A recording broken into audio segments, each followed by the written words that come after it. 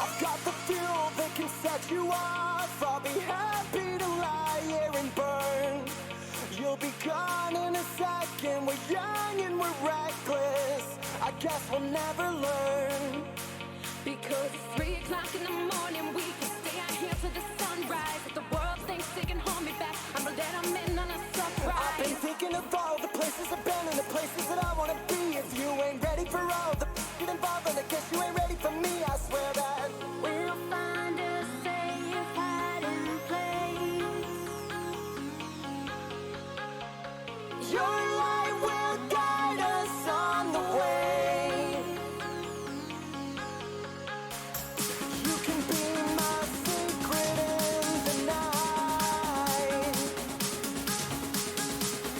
If you ever need a place to hide, I'll be your flashlight.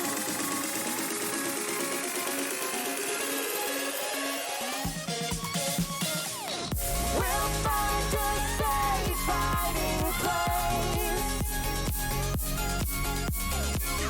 Your light will guide us on the way.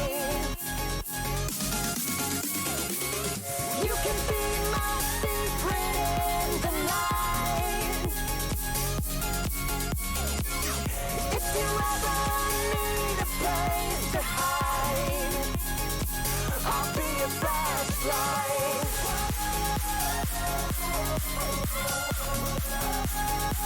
I'll be your flashlight.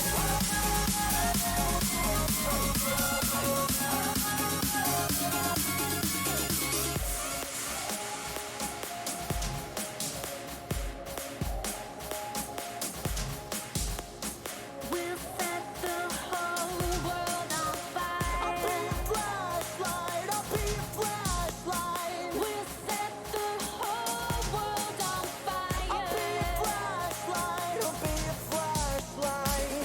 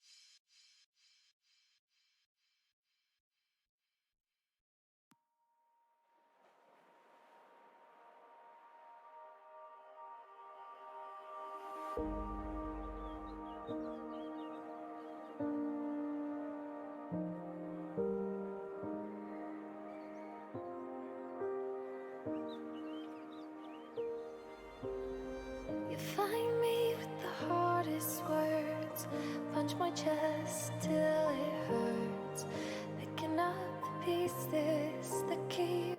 falling apart. Hello, everybody! How's it going today?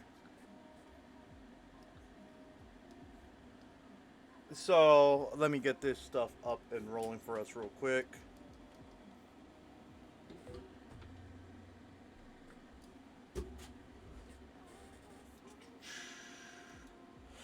So, how's it going, everyone? Right now we're gonna be doing the KFC game. That one's gonna be pretty fun.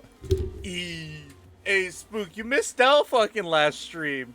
Last stream we did the fucking security breach, and you missed it. How are you gonna miss the security breach that you wanted?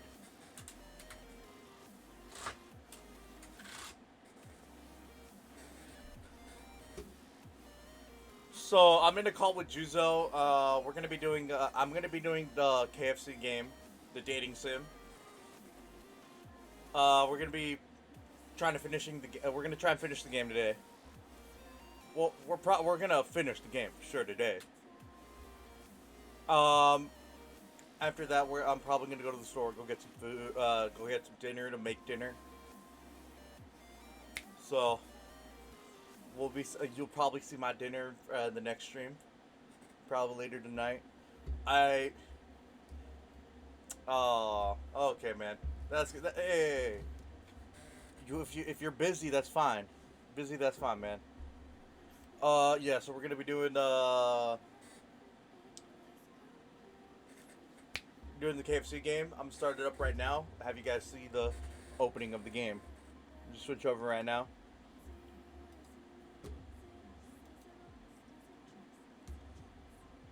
Now let's see if we can get it.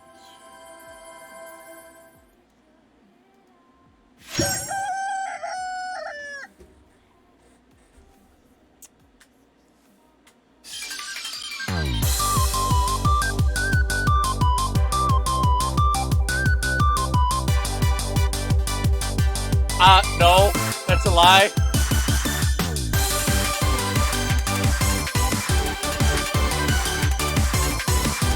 It's so loud in my ears.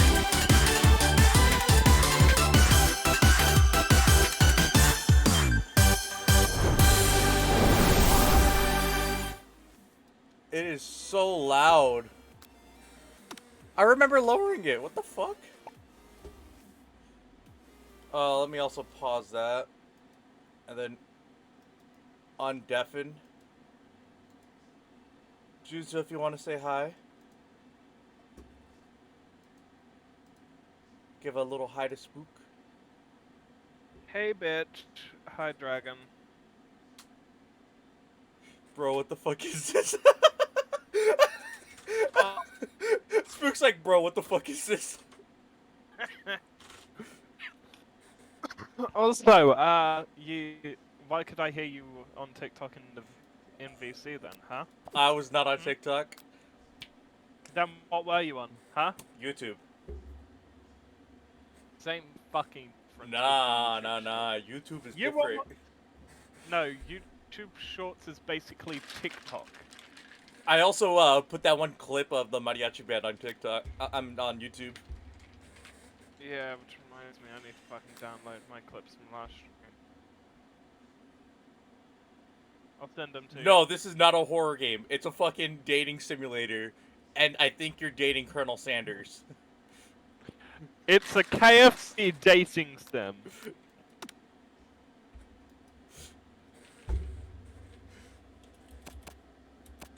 Literally a fucking KFC dating simulator. Yes, you missed out on the horror stream, Spook. You missed out on the horror stream.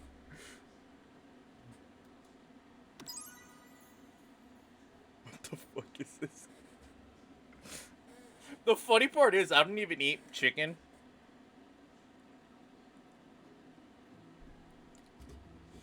You sleep softly as the morning sun casts a warm glow in the window of your modest student apartment. Bro. I think I'm a fucking model student. Be so sincere. You can stay in this moment forever. Dude, What the fuck is that noise?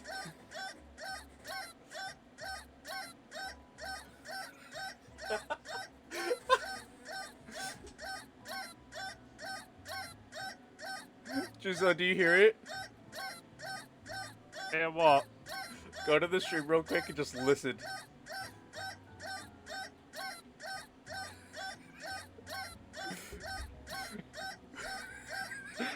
What the? That's the alarm clock! Or could you wake up now, your first day of culinary school?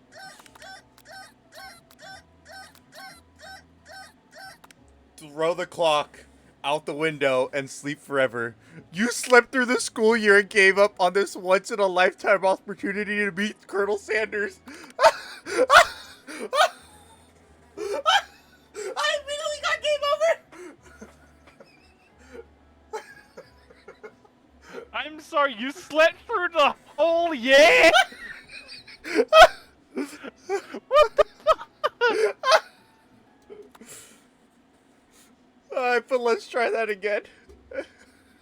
Dude, I love how immediately I'm like, nah. I thought it was gonna be like the fun joke one. I didn't think it'd actually make you sleep through the year. Cause look, smash that clock up and at 'em. You're lying in bed staring at the ceiling, thinking about everything that awaits you. The prestigious University of Cooking School, Academy of Learning. Your mind begins to wander. Okay. You allow yourself to daydream a bit, thinking about the future. You'll take this seriously. Knowing me, I'd fucking daydream.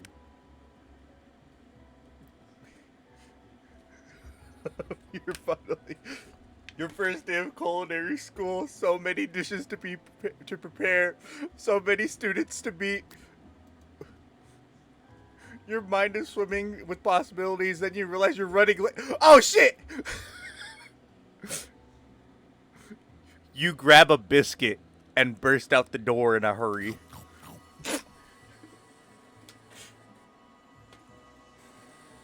Tell me you heard the... Mmm, delicious.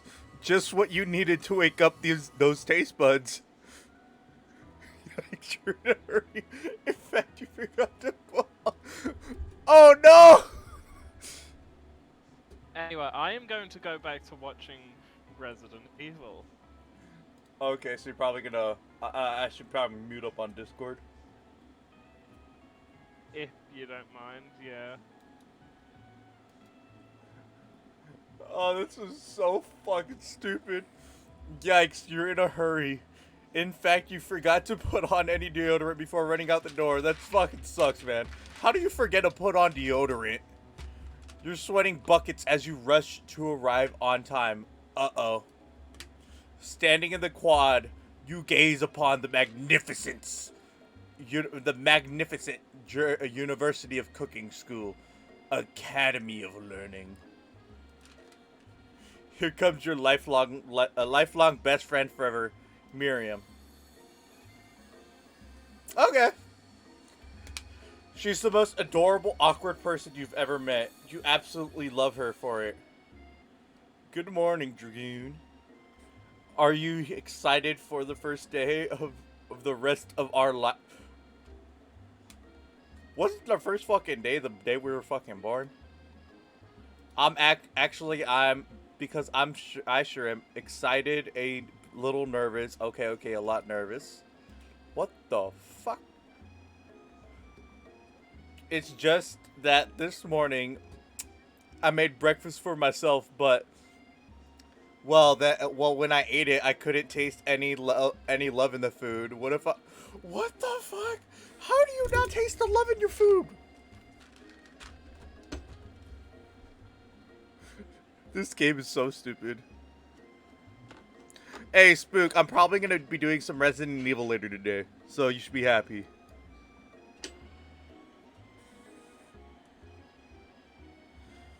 Classic Miria, raised by Master Chef parents.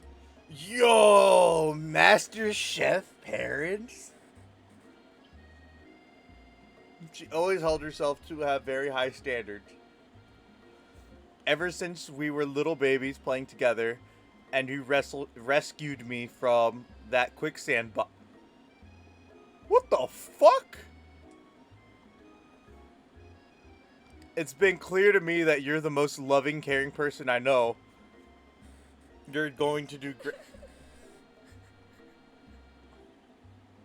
Wait, was that me that said I was in fucking How the fuck was I drowning in a quicksand How the fuck was I in a quicksand box? It was probably just a sandbox that I was like, no, I'm drying.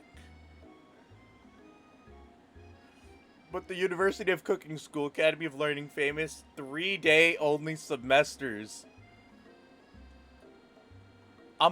Wait, what the fuck? 3-day semesters. What the actual fuck?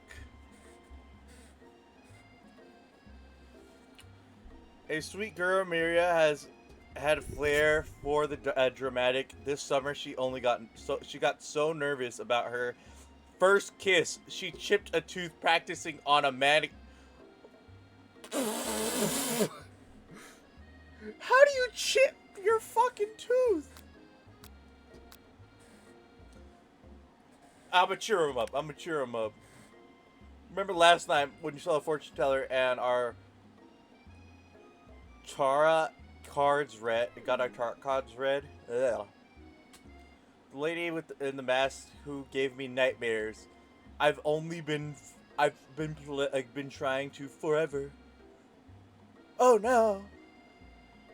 Oh, I gotta give her a voice. After I read mine. I know she looks spooky.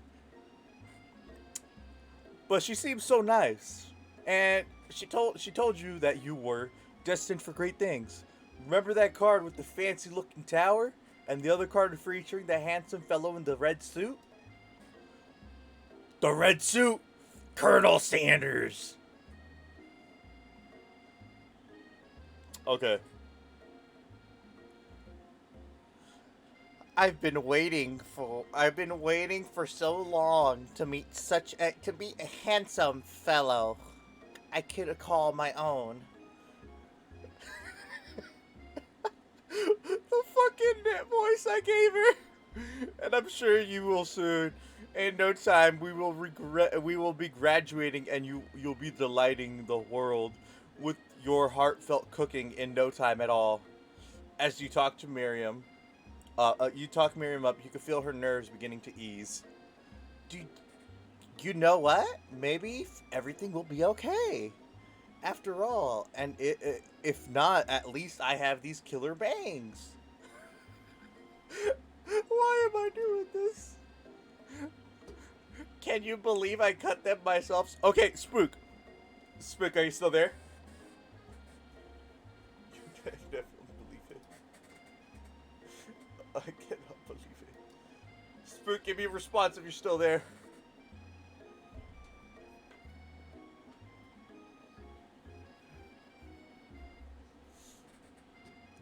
Before you can get another word out, you're rudely interrupted by someone smacking your books and custom engraved measuring spoons out of your hands onto the ground.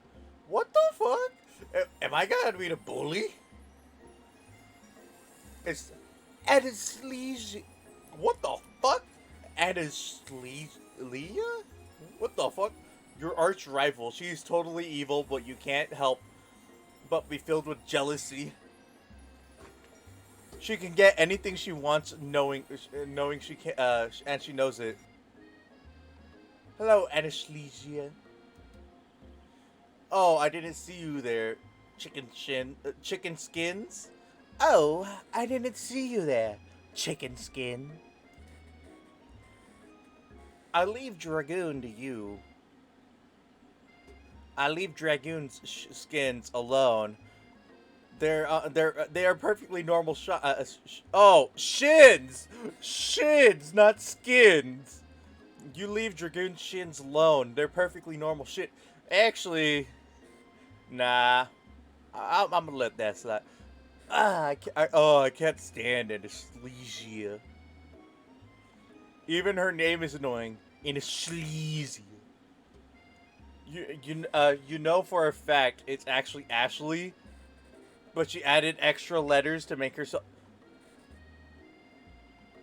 That's fucking Ashley? What the fuck? I'm calling you Anastasia. But she had extra letters to make herself feel better than everyone. If anyone had perfect shins, look like it's us. What the fuck? You're not going to let you or your really weird insults get to us. Across the quad, you see Anastasia's best friend, Van the Man. Let's go!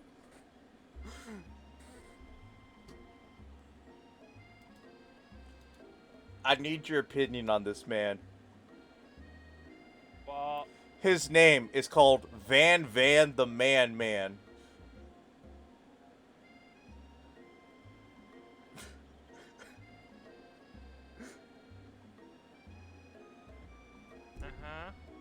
That name just sounds amazing. All I have to say is one thing. What? Actually, no, I'm gonna send you it instead.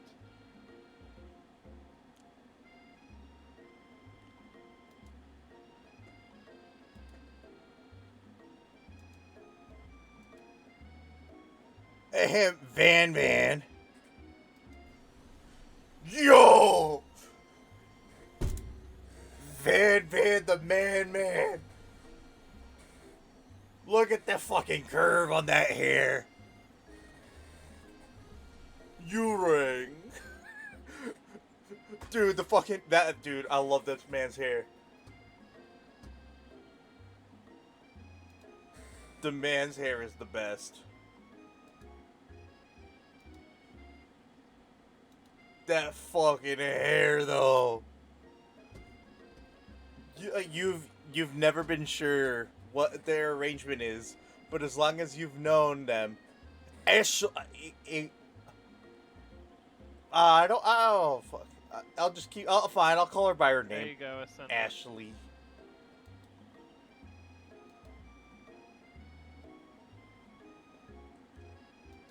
Did you really send me some JoJo shit? I mean, he is JoJo! He really is. Especially with that fucking pommet shit.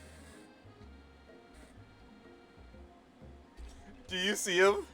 Oh, wait, you can't see him. I just realized. Seen it before though. But yeah, I'd recommend you move your overlay to the other corner for this. Yeah, I just realized that right now. Anyway, I'm gonna mute.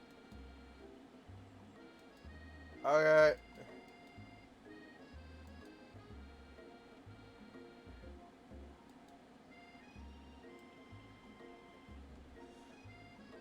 Let's move these up right here. There we go. That should be good. Look at that man's fucking hair. That man's hair is beautiful.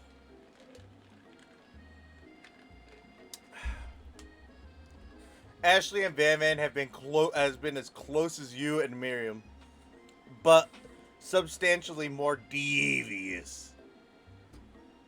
I can't believe the University of Cooking School Academy for Learning would the fucking most dumbest name for a school. The University of Cooking School Academy for Learning would ever allow people like you to attend as students. I know, right? I know, right, bitch? You'd think they'd just hand aside diplomas now. Maybe hire us as professionals. Or on as professors. You amateurs would learn a lot from us. The first day of school is about to start and there's no time to properly tell these two off. But you resist the urge. Let's go, Miriam. Psh. See you later, losers. What the fuck? As you approach the door, you see a goofy-looking kid pushing hard against the window directly next to you. Did this motherfucker just fart? Whoopsies, I think it's broken. You reach forward, easily pull the door open. That should do the trick. What the fuck? I think you mean thank you. My name is Pops. I am named after Pop Pop. He's... What the fuck is with these names? Could someone like this actually also be a student at the school? He must be one heck of a chef. Also, imagining his name tag says Bob, but I'm guessing he's reading it upside down. Oh no! Hi Pop, I'm Dragoon. So, are you going to make me hold this door all day? Nope! And with that, the young man walks in the building ahead of you. Spook, tell me you're not just lurking. Is it just me or is he kind of cute? What the fuck? I think it's just you. You both shrug your shoulders and follow him into the building. You stand at the edge of the room, unsure where to sit. Other students wander in and keep themselves busy chit-chatting. What the fuck? A scruffy-looking pooch takes his place at the podium in front of the class. What the fuck? We're getting taught to cook by a fucking corgi. Now, quiet down, everyone. Who is this unreasonably cute pup, and why is he in our culinary class?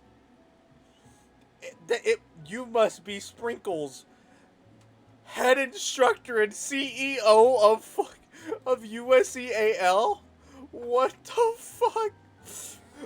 What the fuck? This school has a CEO? And it's a fucking dog. Please call me Professor Dog.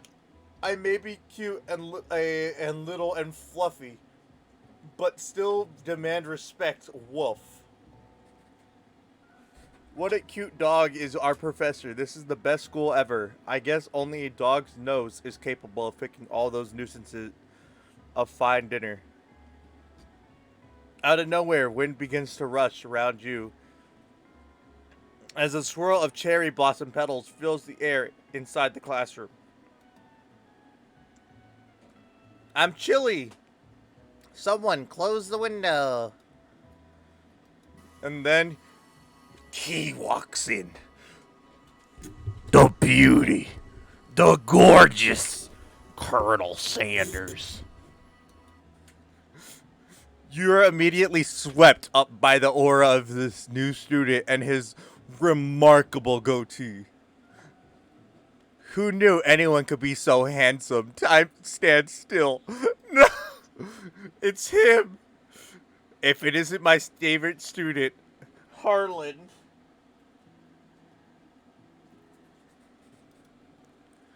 Colonel Sander interrupts Sprinkles. Sorry, Professor Dog.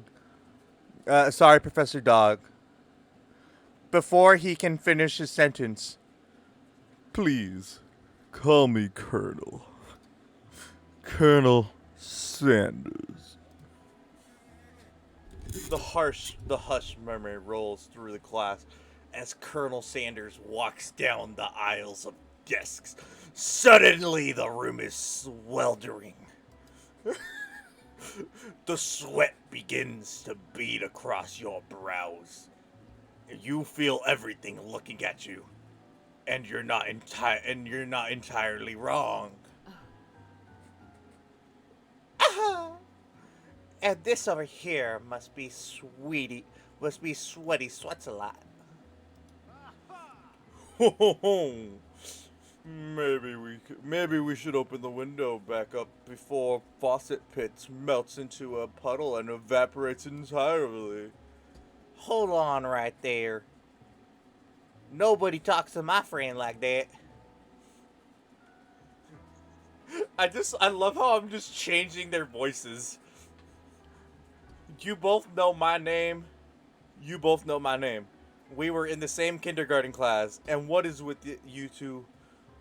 What is with all of you really weird? What is with all your really weird insults? Besides, dragon sweat's not. What the fuck? Dragon sweat is not gross. It's beautiful. Look at it. Dragon sweat is not gross. It's beautiful. Look at that shimmer.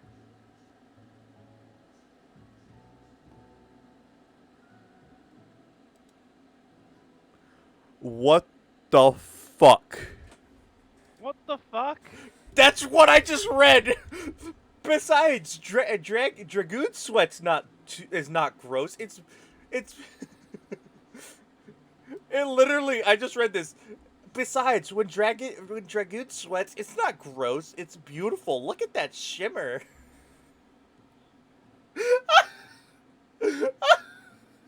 Fuck's sake. I think Spook gave up on us. He's still in there, but hasn't responded. I've asked for Spook to give us a sign that he's still there. I think he just walked away.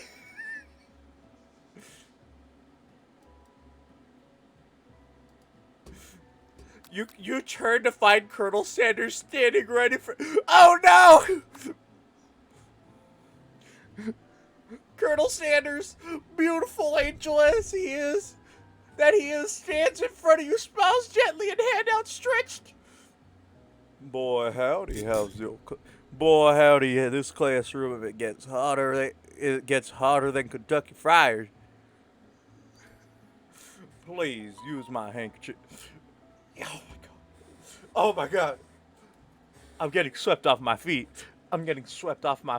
Colonel Sanders just walked up to me and said, boy, this classroom gets hotter than a Kentucky Friar. Here, have my handkerchief. Oh my god, he's sweeping me off my feet.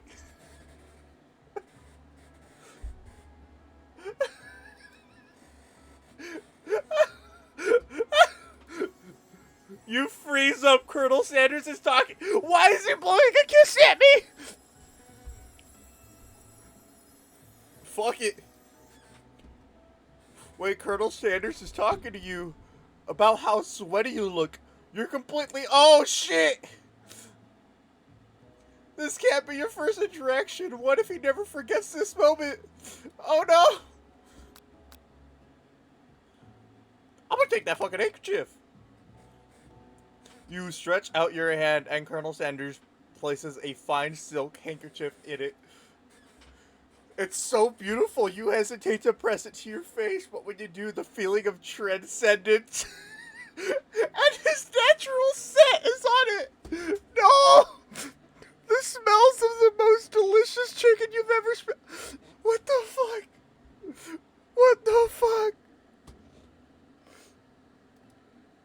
Colonel Sanders gave me his handkerchief, and my first response is, in my mind goes, it's so beautiful you hesitate to press it to your face. When you do, you feel the feeling you is transcendent. This is a natural. Your stream, dipshit. Oh, all right, you can hear it.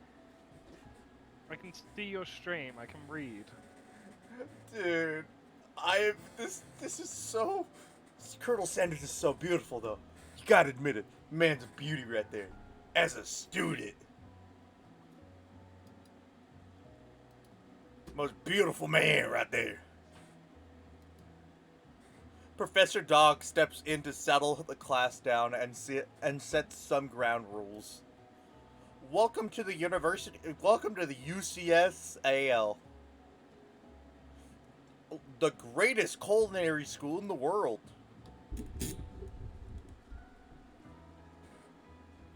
The birthplace of culinary layet. Why do I all try to give him like a fucking southern accent? The birthplace of. Trying to do a high pitched voice for the fucking dog. I'm just gonna do normal voice. The birthplace of culinary legends, past, present, and future. Many challenges await you. There'll be tears. There'll be blood. There might even be adorable tiny food. And when all is said and done, there will be a battle. You will lift your sporks and compete in the broom cooking arena. Just then, another student enters the classroom and interrupts the professor's rousing routine. Hi guys, sorry I'm late. I hope everyone had a great summer. I really miss. Quiet! You're late to class, boy. You late to class bad enough. Interrupting my monologue? You're on the fast trick out of here, young man. Are you sure you're even in the right place? Don't you recognize me? This is my 3rd year in the school, as you are my teacher. Everyone stares at him blankly. Does no one remember me? You're expelled if you utter one more word before I finish. Let that be a lesson to you students that tardiness is not is unacceptable. So, okay, it's fine. I can explain. So it was either this or Resident Evil, and me and Jizo spun a wheel. It was a 3 out of 5. This game won. Juzo chose this game. Don't put this blame on me. But it's called the Colonel Sanders Dating Simulator. It's called, let me see the fucking name for it again. It's, I Love You, Colonel Sanders, a finger-licking good dating simulator. It's basically a KFC dating simulator. Even Clank made it here on time. Rolling half, dude. Fucking Colonel Sanders swept me off my feet when I met that man. A pure beaut of a man swept me off my feet. Even Clank made it here on time, rolling halfway across town on his tiny wheels. You turn to see a student Sparkles is referring to, who appears to be some sort of industrial cooking appliance. What the fuck?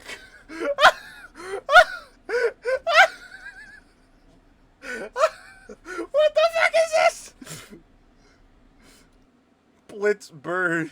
What the fuck? How is this? It blinks! It fucking blinks! The class bursts into laughter. Oh, Clank, you rascal. Sprinkles walks into the Dragon? class. Yes. Yeah. Alright, TikTok removed the character limit on TikTok videos, meaning you can have the caption be as long as you want. Yeah, it makes sense. Next video the next video you upload, The next clip I copy upload. copy and paste the entirety of never gonna give you up into it. No, why would I do that? I don't rickroll people like you. Also, I'm in the middle. I'm in the middle of trying to seduce Colonel Sanders. Yeah, but Dragon, here's the thing, right? It's only rickrolling them if they read like more than a paragraph. Goes walks into the restroom as everyone stands silent. Abnance, when he gets to you, he lifts his nose in the air and takes a deep sniff.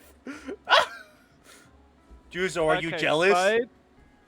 Spide, he's playing a KFC dating Oh, I already told him. simulator. I told him. Yeah, basically, I got up a fucking, I think it's Wheel of Words or Wheel of Choices, and then I copied and pasted KFC and Resident Evil several hundred times, and then me and Dragon decided whichever gets to 3 first. In the end, it was 3-1 for KFC. To Resident Evil. So, Spook, if you want someone to blame for this not being a horror game, blame Juzo. I mean, That's what I'm actually, understanding. The only reason I came up with it was because this VTuber called Neko Teej is playing it, and Twitch showed that in my recommended. Why the fuck would it show that in your recommended? Because I watch a lot. Because I watch a lot of VTubers. This motherfucker. They- Your they diet is lacking based on what I'm picking up here. You definitely need a multivitamin. You should take better care of yourself. Yeah, TikTok recommends you from the tags you watch more, rather than the actual games. Really? Yeah.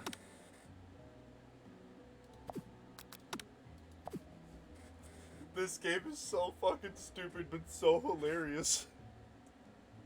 It really is. You've never had a talking dog as a teacher before, but Sprinkle's reputation for being smart is tough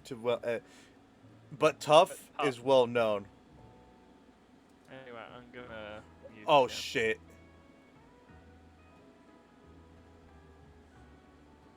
Wait, Juzo, I need your help. You decide to butter up to him by giving him a treat from your pocket, but what kind? Beef treat, rubber ball, or chicken snack? You reach beneath your apron and return with a rubber ball in your hand. Sprinkle's eyes go wide as he locks onto it. You toss the ball and he bounds after it, grabbing it in his mouth and swings it from side to side before dropping it.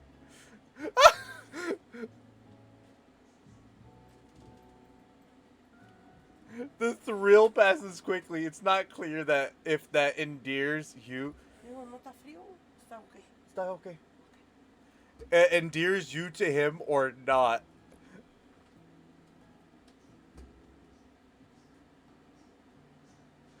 Oh my god.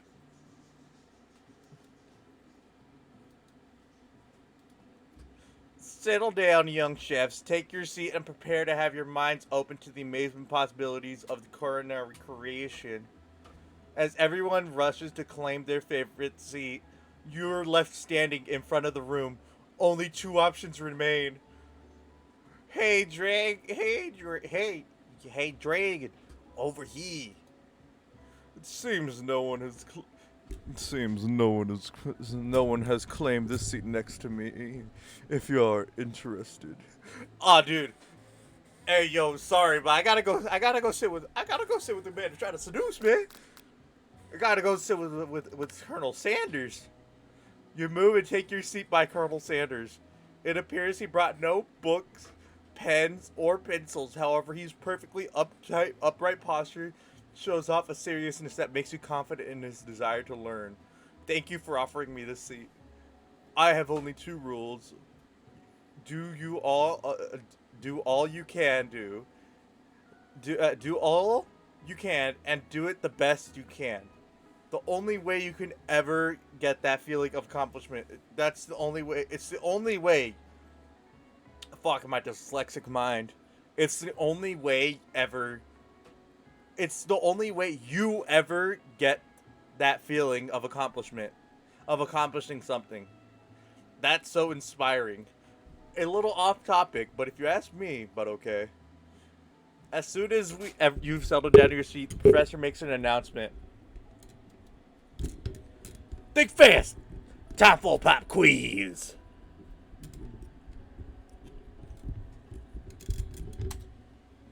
Yay, a quiz about me? This incredible, important, and surprising short quiz will tell me if you are ready for your life of culinary school. Keep your knives sharp. Keep your focus sharper. Here comes question 1. If train A is traveling to point B and train B is traveling to point A, how important is it to wash your hands before? What the fuck? Extremely. Looking at you, Pops. That's right. A forest is to trees as chicken is to feather? That's right. What's the most efficient eating utensil ever created? A comedically oversized fork and meat tenderizer. A spork. That's right. The food that is best for broken hearts. Anything as long as it is prepared with love, not too much salt, and not too much salt. Camel meat. Yo! A pancake that looks like a silly face. Oh, this is tough. Okay, I got it right. Is Sprinkle a good boy? He's a talking dog at the school culinary. He is the best boy. Your total score is 5 out of 5. Wow, be honest, did you cheat? You look up to see Colonel Sanders has been watching you tallying your score. He's impressed. Hey, yo! I know we just met, but I have to confess. I think you have, oh my god. I think you have a beautiful brain. How diggity dragon. You just scored some major Colonel Sander points with that performance. May I have your attention, students? I have an important announcement to make. Time for lunch. Wow, the cafeteria is nice as any restaurant you've ever eaten at. It makes sense that the school dedicated to cooking would be serious about eating. The delicious fragrance wafts through the room and trickles down your nose, down the end of your nose, trickles the end of your nose, not down. Your mouth waters. Do you smell that? That must be our lunch. Some crazy good food. Come on, everyone. Everyone, can I have your attention? What about my lunch? No, I just want to apologize for my tardiness. You see, I was... Howdy, folks. I'd like to make an announcement. Hey, I was. Oh, he was also pissed off, and he was also pissed off. It's about lunch. It's about lunch. Everyone cheers, but I. Shh. Shush. Lunch, lunch, lunch. She said shush. In honor of the new semester, I have prepared something special to share with everyone for lunch. That must be what I smelled. Indeed, that smell. You hold your breath, waiting to see what food this mysterious student has created. You've heard he's very talented. Were the rumors true? This is. Colonel Sander lifts a large bucket above his head. It content glimmers in the light, piled high as huge pieces of chickens, breaded and fried to a crispy golden finish. The aroma envelops you, and you begin to feel warm and safe. Colonel Sanders has lifted a bucket with chicken. What a novel concept. Your stomach begins to grumble as if it's to say, stop thinking and start eating. For years, I have developed a secret recipe for the perfect fried chicken. Oh my.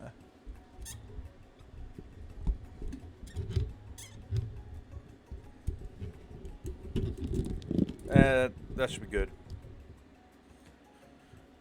But but by calculations, nothing less than 11 herbs. But my calculations, nothing less than 11 herbs, spices are required to achieve this perfect blend of flavors. You look around and notice that every other student has a pen and paper and is scrabbling notes as fast as they can. But that's all I say about that. What do you think? What do you think what? Do you think we want your stupid recipe, dude? Nah, my dude. Nah. I'm just drafting a last will and testament in case one of those ingredients is poison. Got him. He looks around nervously to see if anyone else is laughing at his sick burn. You wait and see Ashley has prepared to follow up, but she suddenly takes a different approach. Yeah, and I was just like writing in my diary. Dear diary, today I smelled something beautiful. I knew the moment that only in the hands of a true gentleman could fry chicken so tender. You see her body language change from bitter and evil to sweet and innocent as she slides closer to Colonel Sanders. She realizes that he is destined for greatness and fame with cooking skills like this. She wants him all to herself. Oh, please. Oh, man. Well, Van, the man, if you don't want anything. I'll take this. Whoa, hold on. I mean, I guess I'll try it. He takes one bite and his eyes grow wide. He starts contorting his face as he tries to hold in the pure exhilaration and acts unimpressed. Easy now. There's enough for everyone. Please follow my Please, my fellow classmates, dig in. You take one piece of the fried chicken out of the bucket and sink your teeth into it. It's amazing. Tasting Colonel Sanders' food transports you to another dimension. Alone, your taste buds, gripping a drumstick in your hand, you float weightlessly. Focus your mind and meditate on this moment. Try and identify every flavor. Savor the moment and every time and everything that it tells you about Colonel Sanders' culinary art. Swim towards the light.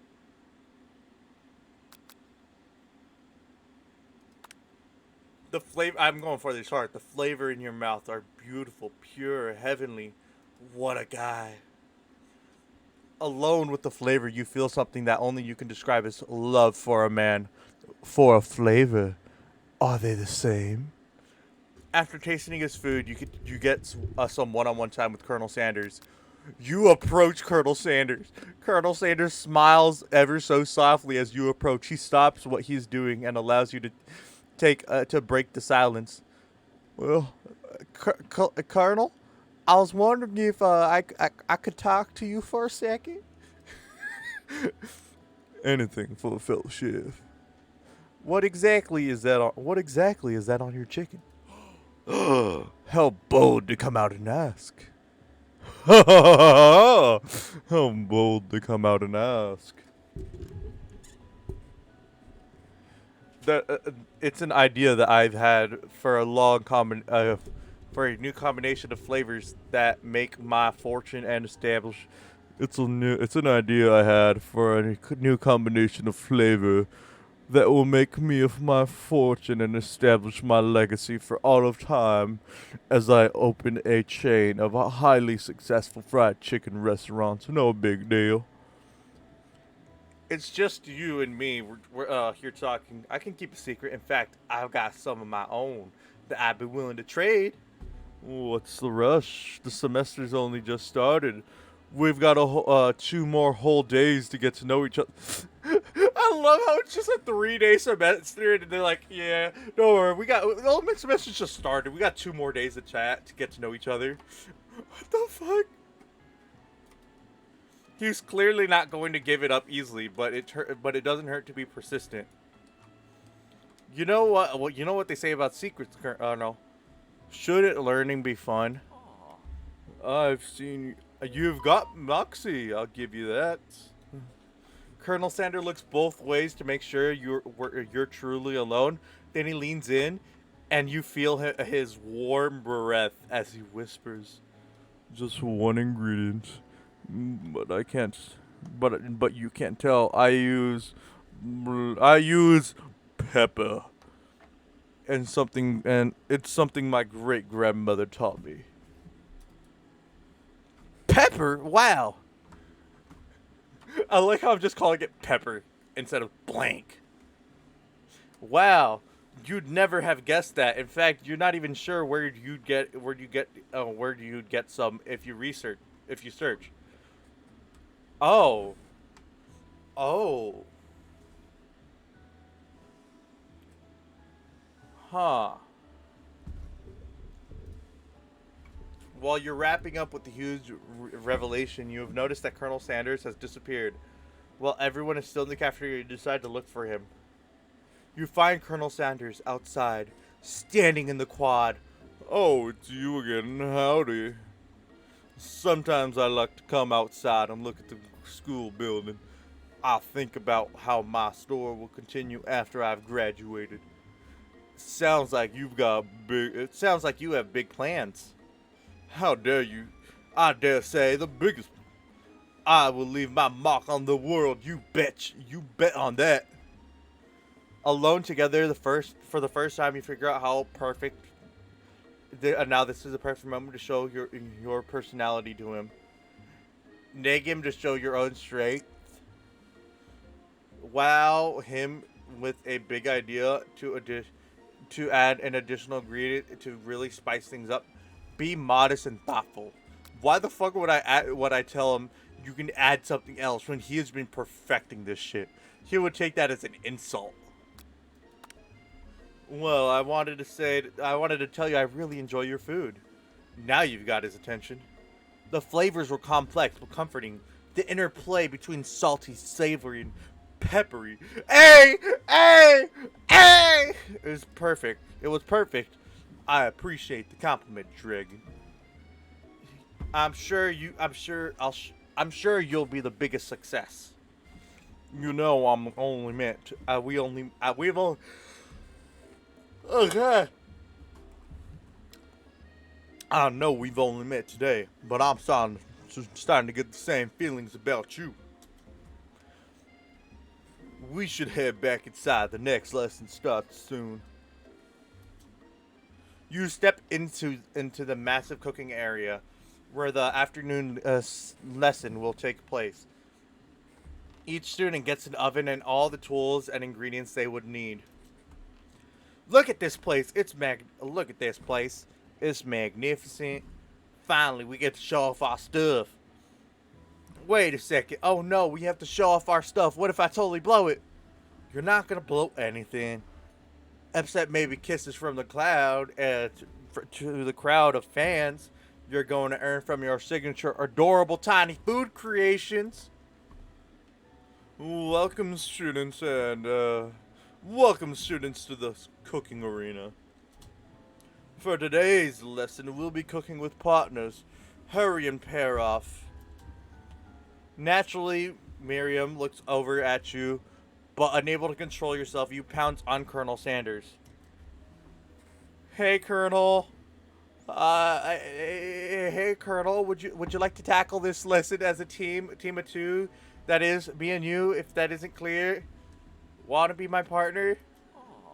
Oh, sure, Dragon. I'll prepare our station.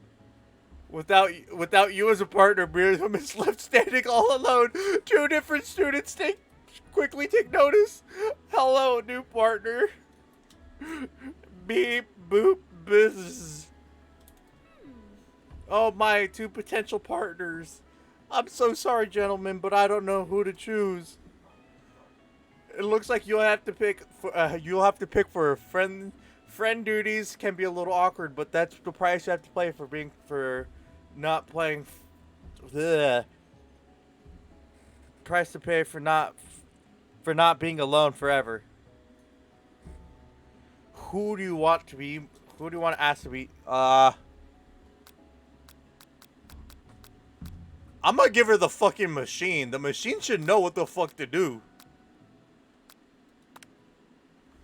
Sorry, Pop, but I think Miriam will partner with Clank today. It's okay, I already ate. If it's not entirely clear if Pops had any idea no idea what the point of this school even is at this juncture. Clank is clearly excited to have some attention. He heats up and begins to roll back and forth. Hold on there, fella. We don't even know the assignment yet. Technically, Clank may not have a face, but there's something charming and earnest about him. Tissue, I hardly know you. Clank jitters and the panel shakes loose. You get the impression that it's a sigh of affection. Look at you two. Looks like you two will be fine. Now, time to focus on your own cooking class. Alright, you two. For today's lesson, we're keeping it simple. Pick a basic dish and divide up the steps. No chef in the island takes it. In the island, if no chef as an island, it takes 2 flints to make a fire. Do you get the idea? Which dish do you suggest to your partner, Colonel Sanders? Steak and tartare seems easy enough, but it's fancy, and you don't even need to cook it. Usually, octopus will close Colonel Sanders' right. Your grandmother's mashed potatoes and gravy. I've always been something of a down-home chef. I think I could make something warm, inviting, comforting. Maybe mashed potatoes? And gravy? I couldn't imagine one without the other. Colonel Sanders casts a coy look at you, causing your face to go beet red. Embarrassed, you quickly turn away. Oh, I'll go get the potatoes. No, please, let me. Picking perfect product is the passion of mine. Ashley, looks like things are getting pretty fresh around here. Does Colonel Sanders have a crush? Does someone have a crush on Colonel Sanders? Oh, one sec. That's a pretty loud sound, Juzo.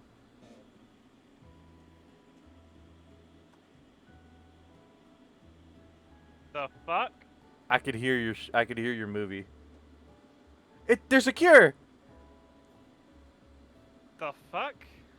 I don't know why, but I could hear it.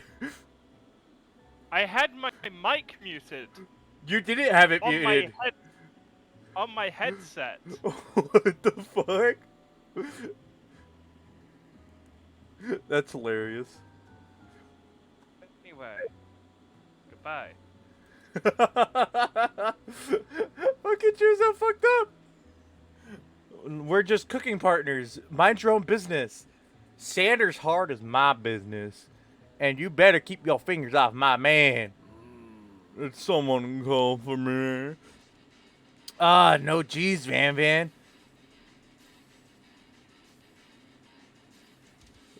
No G's, Van Van. When I'm over here crushing Dragon's dreams, you're supposed to be taking care of art classwork. What's the deal, remember? Colonel Sander returns with an armful of peeled potato. He already peeled them? Oh my god. Ah! You toss them into boiling water and turn his attention to you and your old friends. And turns into... Oh, howdy there, Ashley, Van Van. Are we working on a quartet instead of a duet now? Actually, no, it looked like Dragon was struggling, so we offered to give them a hand. You know how it is. These young amateur chefs need a lot of mentoring. I was going to say, Colonel Sanders, maybe I could also teach you a thing or two about fancy food. Maybe one day you might be able to get up to my level. Ha! Doubt it. Don't be rude, Van Van. Personally, I have no doubt whatsoever about Colonel Sanders' abilities to concourt creations worthy of admiration. After all, your fried chicken was quite spectacular. But Colonel Sanders, if you ask me, I might be a better partner for you than this thing that is positioned itself at your station. Don't you feel deep down that we cast complementary shadows? We fit together like a thigh and drumstick. It just makes sense. Nothing about this makes any sense, but no, one thing is clear: she's coming she's coming for my colonel. If you don't watch out, if I don't watch out, Ashley is going at you hard. You need to for some backup here before things get ugly. Turn to meet him, your forever bestie who always has your back. I'm gonna turn to Colonel Sanders. I'm here to express myself via my cuisine, not bicker with prima donnas. Partners are chosen at the beginning of class, so let's all respect the format, okay? You turn to Colonel Sanders to confirm that you're in the same space. I choose Colonel Sanders, and Colonel Sanders choose me. Isn't that right? A business respects all fair agreements, from contracts to handshakes. I took Dragon as my partner for this integrity, and I stand by it. Based on your team's behavior, I'd say you're perfect for each other. Neither of you have Dragon's natural talent or their loyalty. Yo! Being defended by Colonel Sanders leaves you feeling proud and full of potential. You look for Sprinkles in hopes that he might step in, but he's nowhere to be found. Darn those cute corgis and their short but natural short but sturdy stature. You look down at your station and realize that in the tension of the moment, your hands have been cooking on autopilot. Oh my god! Distracted by the drama, you've already crushed the boiled potatoes into a perfectly creamy mashed texture with plenty of butter and cream for flavor. It's as if your natural passion guided you through the steps, and you know so well while your attention has elsewhere. I know just what to do. Colonel extended his hand, holding beautiful white porcelain gravy boat, out of which he pours a smooth brown gravy, smothering your nearly finished potato dish. Gravy flows down the mound of mashed potatoes. The result looks spectacular. Granny would be very proud. Colonel Sanders holds the spork out to you. He reaches out, grabs a hold of it, but he doesn't immediately let go. The two of you stand holding the same spork. For a small moment, all of the madness, the pressure, and the crazy world stops. Your eyes lock. The moment is electric. Time stands still. If you love something, set it free. Together, you dig the utensil into the mashed potatoes and lift a heaping sporkful up. You see Ashley with a sinister look. You know she's plotting against you to be with Colonel Sanders. And then, filled with rage, without thinking, you fling the spork of mashed potatoes right at Ashley's stupid, beautiful face. Van, do something, Beth. Do something. Spooking up fingerful. Van tastes the dripping mashed potatoes and gravy and realizes that it's delicious. Horrified by revelation, he slicks away. Will he ever be able to cook something with so much love and integrity? Hold on right there, Dragon. Hey! To be fair, we do not waste food in the broom cooking arena. Colonel Sanders, I expect better from you. If you throw one more spoonful, you'd both better be prepared to eat it from wherever it lands. Can I have potatoes, face? Van rushes over a covered dish in his hand. Why the fuck does he have an axe? Mashed potatoes and gravy? Pathetic! In just a few moments, I've prepared a full meal. Glaze upon my specialty. Braised tentacle of octopus in a silky seawater sauce. Plated with a battle axe forged from my superior chef ancestors. You've ignored me for too long. That ends now. It is I who will have the first bite, and you will look at it with envy. The interrupted student rushes at Van and swipes a bite from his signature dish right off the plate. No, you don't! Do something about this dish doesn't strike my nose quite right. I think the octopus was rushed and it may have turned in the process. The result could be toxic. Too late, it has been eaten. I think I left something in the oven. I don't feel so good. It killed him. Hey, yo, it fucking killed the man. Everyone step back. Don't take another bite. When you look at the plate, the rest is gone. You notice the tip of the tentacle slurping in Pop's mouth. Pop winces in pain for a moment and immediately backs to, and it is almost immediately back to his obnoxious self. Oopsie. Tastes like poison. What the fuck? Gathered to watch Pop's final moments. Shock has frozen the whole crowd when they motionless at statues. The class bell rings, disturbing the moment, snaps everyone back to reality, and appears that Pop's enthusiasm for trying new things, which obvious danger has associated with, has unocculted him against all poison of all. I'm not sure the professors here make enough money. Hello. I just turned into a ghost over here.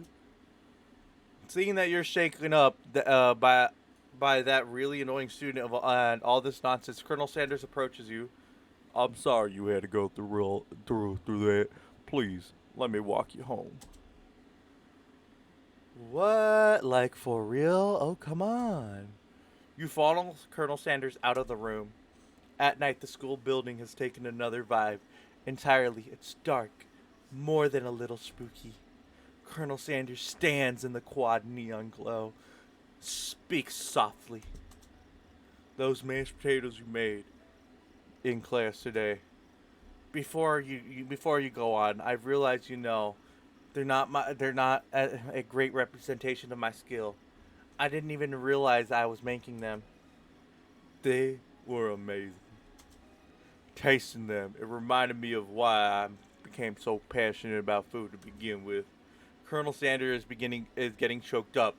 Cooking is obviously important to him in a way that you find inspiring. Now might be a perfect time to tell him you're developing feelings for him. Colonel Sanders? Yes, Dragon. There's something I need to tell you. Hold it right there. There's something I need to tell you first. Oh, jeez. You see, when I was a boy, I had a dream one day. I would be the greatest chef in the world has ever seen.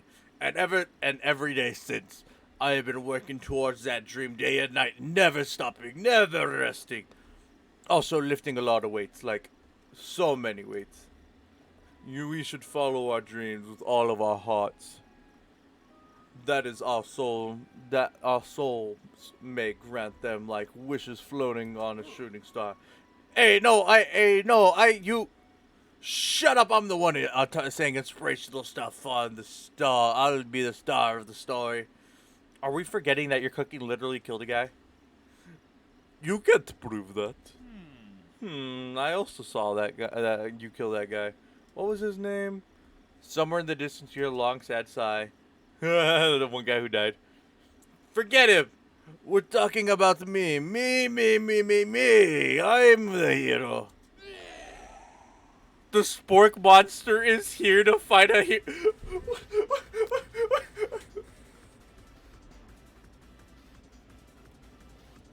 The Spork monster is here to fight a hero.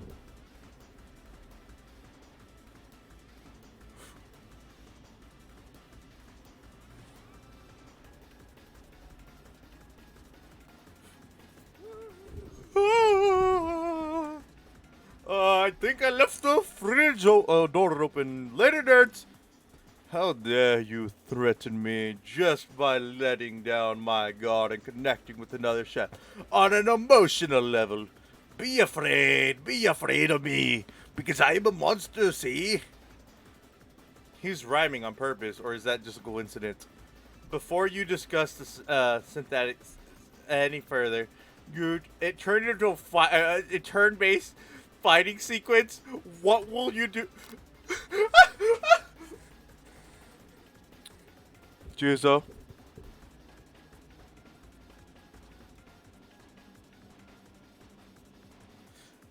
Juzo, I'm in Pokemon.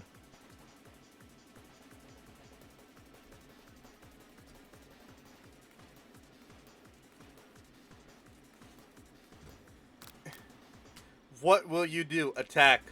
You decide to go on the attack. The attack you use will use Cook with Love. Does 1 damage. It just got real. The attack really upset the Spork monster. Spork monster goes. They spill hot gravy on you. You take 1 damage. Defend. You decide to defend. What defense will you use? I have no idea what the fuck that was called. You continue to stay back and endure whichever comes away. It seems like a really weird strategy, but okay, you do. Smart monster focuses their mashed mind, draws an energy from monster Earth itself. They go larger and more intimidating. How will you respond? Cook with Love. No quitter. Buffs up, ready to rumble. They're gonna go attack once more. The utensils, you take 2 damage from the attack. If you take much more damage, you're not going to survive this battle. Defend. Buff up. No one can control this much buffness. You start to feel bloated, quite frankly a little gassy. You'd better attack soon. It feels like you're going to explode. You decide to go on the attack.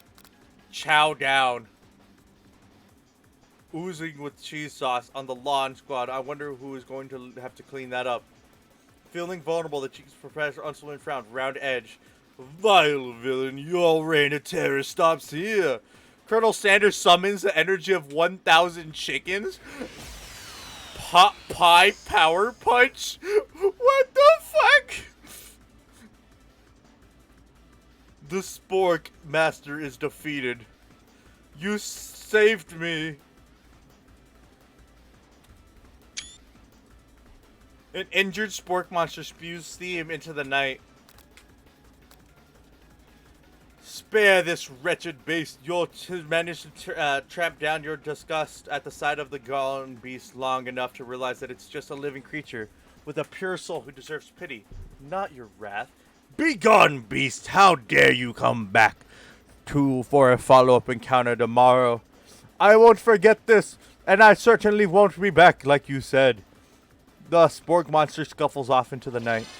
The defeated monster left behind a special item. It appears to be the first cookbook. Upon closer inspection, it's much more.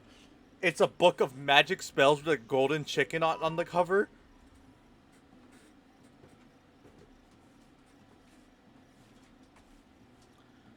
You open the cover and find a library card tucked inside. The last name assigned is Bork.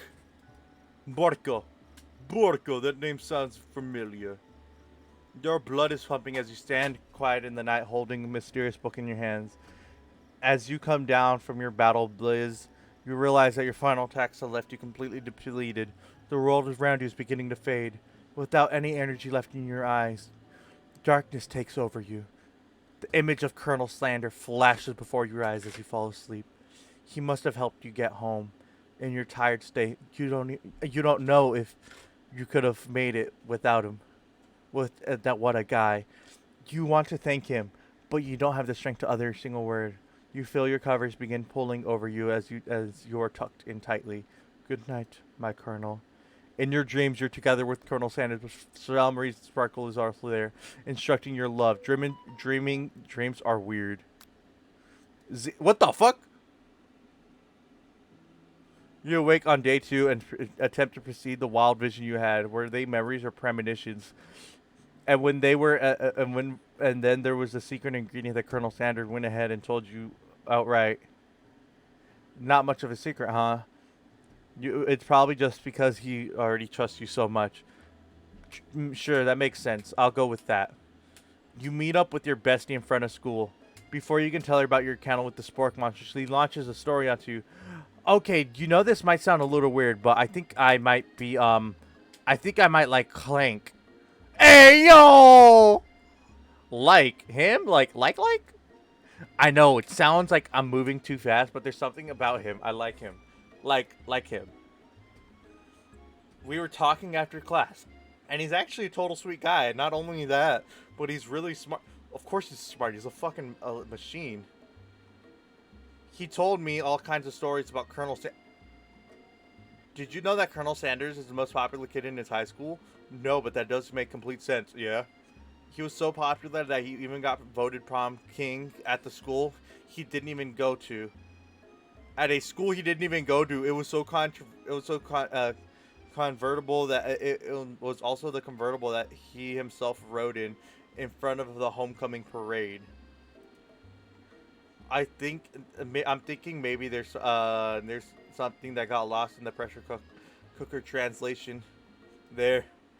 Either way, maybe it's best if you took it slow with the new boy. I am with Colonel Sanders. You and Colonel Sanders, the coolest guy in school, the most famous student to ever attend UCS AL. You sure you're a thing now? We definitely connected yesterday. Sure you did. You're great. Why wouldn't he be into you, I guess? Laughing at the implication that you and Colonel Sanders might be a thing is definitely not cool. You are great. And you have an idea about how to prove your love is real. Well, if he's not into me, why did he tell me one of his secret ingredients? Your bestie's secret ingredient? Yeah, I just said that secret ingredient. There's such a dramatic echo in it. Checks to make sure to see I'm not lying before continuing. So this summer, while I was on vacation with my family, a lovely man approached me in the botanical garden when I was wandering. This can't be good. He told me about his passion for spices. Secret spices! The man even gave me some to show you what he meant. He said that it was a powder created from super duper rare dried flower petals, and that if I did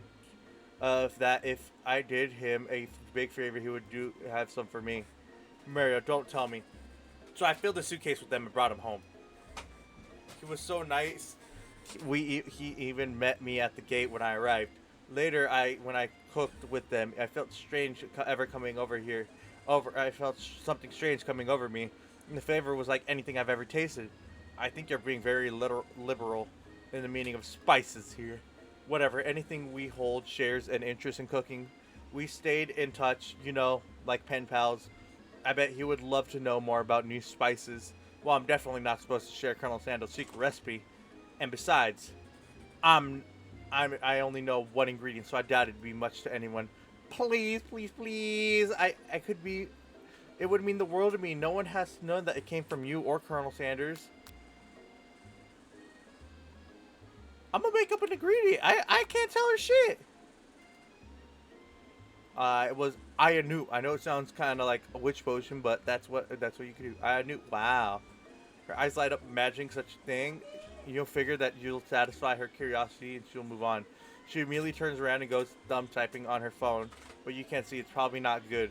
Before you could ask to confirm, she's definitely not texting secrets to other people. You're interrupted. A wind rushes in and flower petals fill the air. It's Colonel Sanders. He's arriving at school. Run to him. You decide that the best way to show Maria how serious you and Colonel Sanders are would be to run to him.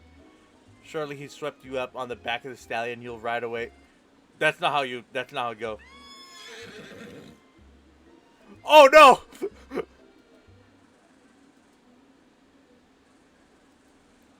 Not this guy. It's important that you remember exactly what I say. If you forget, the world could end. So you do no, it's serious. I have been trapped in a realm beyond. The realm returns only to you can find me. All you need to do is say my name 3 times. My name is. Before he can continue, you suddenly wake up. Ah, jeez, you wake up to find Colonel tending to you. He roused you up back to life at a satchel of secret recipe spices, or is his natural smelling musk. I'm gonna compliment the thing. Maybe he shouldn't be riding a horse in school, but maybe you shouldn't be running up to animals. You don't know. It's hard to say anything. But one thing for sure, Colonel Sandals is quite dreamy. That horse has beautiful shoes. You could really feel how smooth and sturdy they were when they were pressing onto my face. It's nice to hear. No one truly appreciates true craftsmen anymore. And with that, Colonel Sanders, you leaving your interest, you see your 2 rivals doing something bad. By the way, they're hiding. You know that must be something really bad, like counterfeiting recipes. Bad experimenting with restricted ingredients, bad enough to summon a demon. Okay, we're gonna take a quick break. We'll be right back. See you guys in a little bit. Use the restroom, go get some water, do what you need to do. We'll be right back.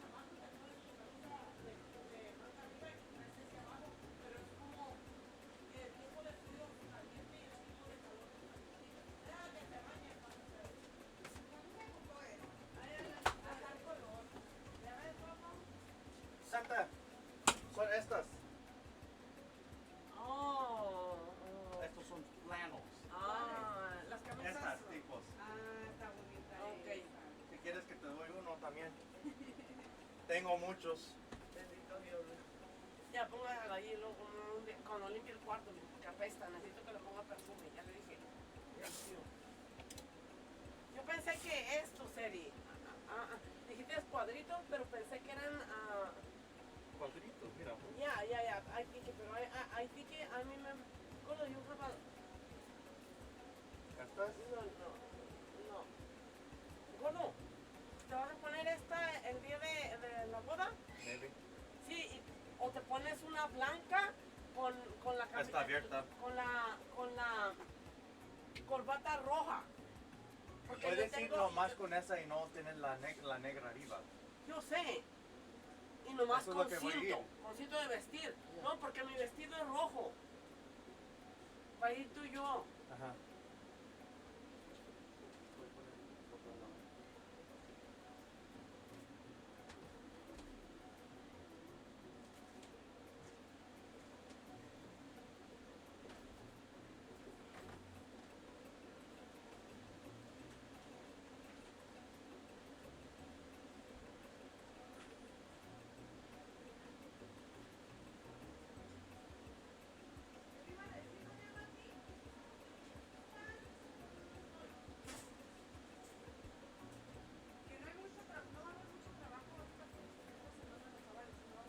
Ya.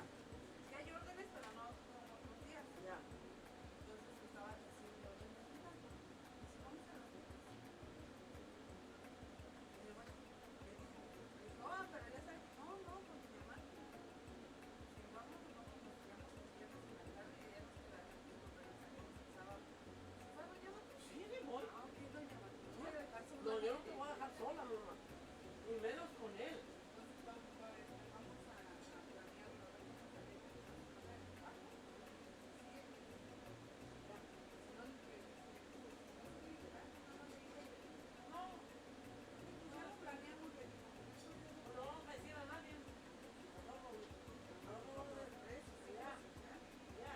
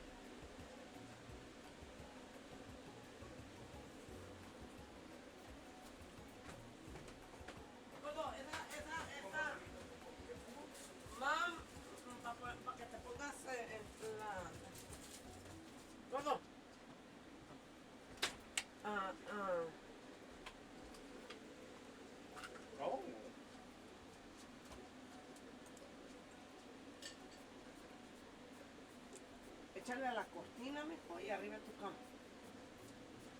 Todos los días en la mañana. Y hacia tu ropa, mijo. Mira.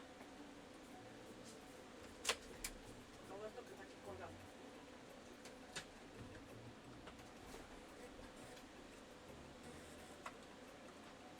Está nasty, ¿no? No está No bueno. fue muy fuerte para poner la Ah, nariz. Ya, porque tú eres más delicado. Digo, ahí hay una crema en mi... Ya, si la quieres llevar también, la voy a poner esta también allá. ¿Dónde? En tu baño. Allí hay una. Esa es la que tú me diste, la que me dijiste a tenerlo acá. Ya, porque pues cuando no te la lavas aquí o sí. Me la lavo en el baño. Nomás cuando te bañas. Cuando te vas a acostar, No, ¿no te la lavas? no. Ok. Pon un cepillo de dientes aquí y antes de acostarte, o allí, y antes de acostarte vas y te la lavas. ¿Está bueno, gordo, el perfume? Ya. Este, Eddie, es so expensive y es bueno, Jaffa.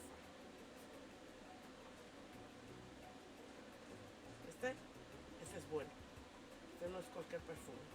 Ese es el perfume que yo compro caro para los niños, que no les hace daño. Pero ese está bien bonito. Haz 2, 3 allá, mijo, uno allí, y ahorita salga y entre otra vez a su cuarto. Salga, Es la huelí cuando la echaste. está riquísimo. Y mira, ya todavía, pero se fijan, y hasta usted, mijo, póngase aquí. Ese está bueno, mijo.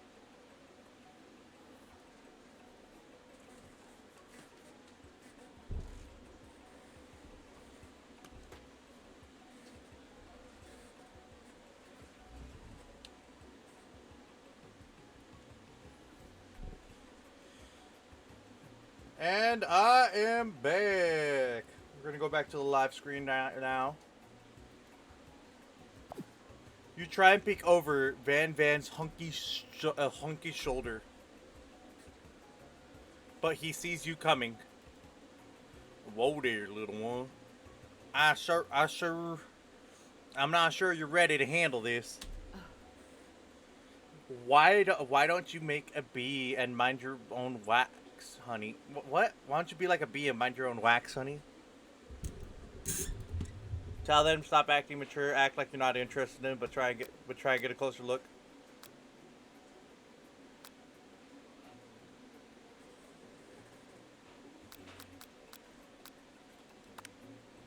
You sit near the rivals, but leave your back turned to them. You hear Van muttering about something about a bit of like a magic spell. However, he notices you eavesdropping and tries to cover your track. And you try to cover your tracks. Try and cover your tracks and improve in extra eyes. It's time for class, and you're distracting the rest of us who want to learn. Now you've upset them.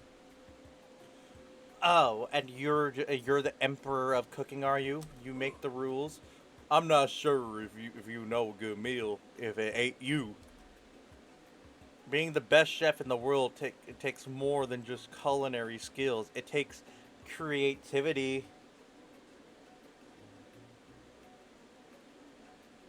It takes panica? And it doesn't hurt to use a little evil. You finally get to look at what they were hiding. And you recognize it, and you instantly recognize it. It's a book you found after you encountered the Spork monster. It's the same book that I found last night in the squad. Immediately elbows Van who hides the book behind his back. I don't know what you're talking about. That book is a family heirloom, and its contents are secret. You notice that they haven't been studying the book. They've got Pop pinned to the wall, and they're tossing potato skins at him as he tries to catch them in his mouth. We're playing, hee hee. Before you dig in any further, you're interrupted by the arrival of 2 more students in class. Beep beep. Clank must be running late. He's in such a hurry that he rolls over Van's meaty foot. Hey, watch it, bucket of bolts. Hey, you watch how you talk to him. You don't. He didn't do anything, fool. Biz womp. Who do you think you're talking to? Who do you think you're talking to? I never learned such language. Not even from the stand mixer. Womp womp. Mind your own mother. Not your mother was the mix. No, your mother was a mix. Was stand mixer. Oh shit.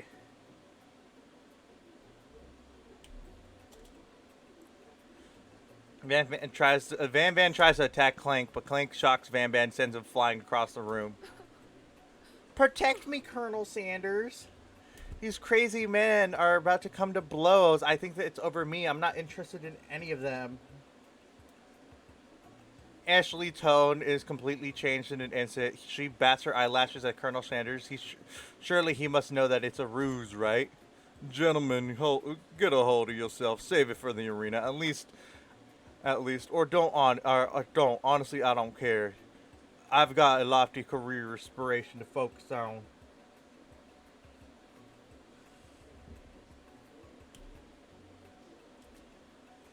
Maybe I can help you with your business plans. And then Sprinkles arrives. The signal.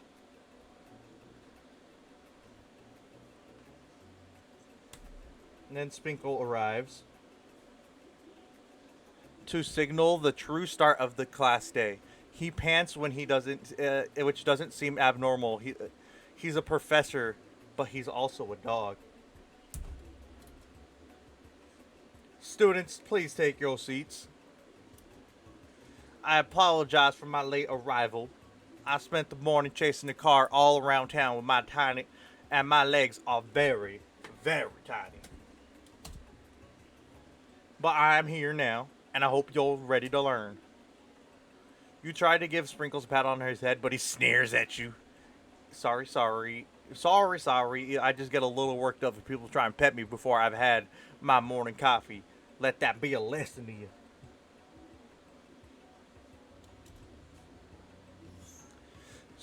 Sprinkles stops in his tracks and sniffs the air around you. Something has him in the trance. It's the scent left on you from Colonel Sanders. Sprinkles jumps on you and licks your face. Damn, boy. I flew in. The command shouted by Colonel Sanders has snapped Sprinkles out of his trance. I wonder what's up with that. Sorry, I just got a little carried away. After he catches his breath, Sprinkles regains control of the classroom. Without further ado, we're going to review the history of my favorite fowl, the chicken. I want you to pay attention to the lesson, truly. You do. Which is... What the fuck? Let me get some...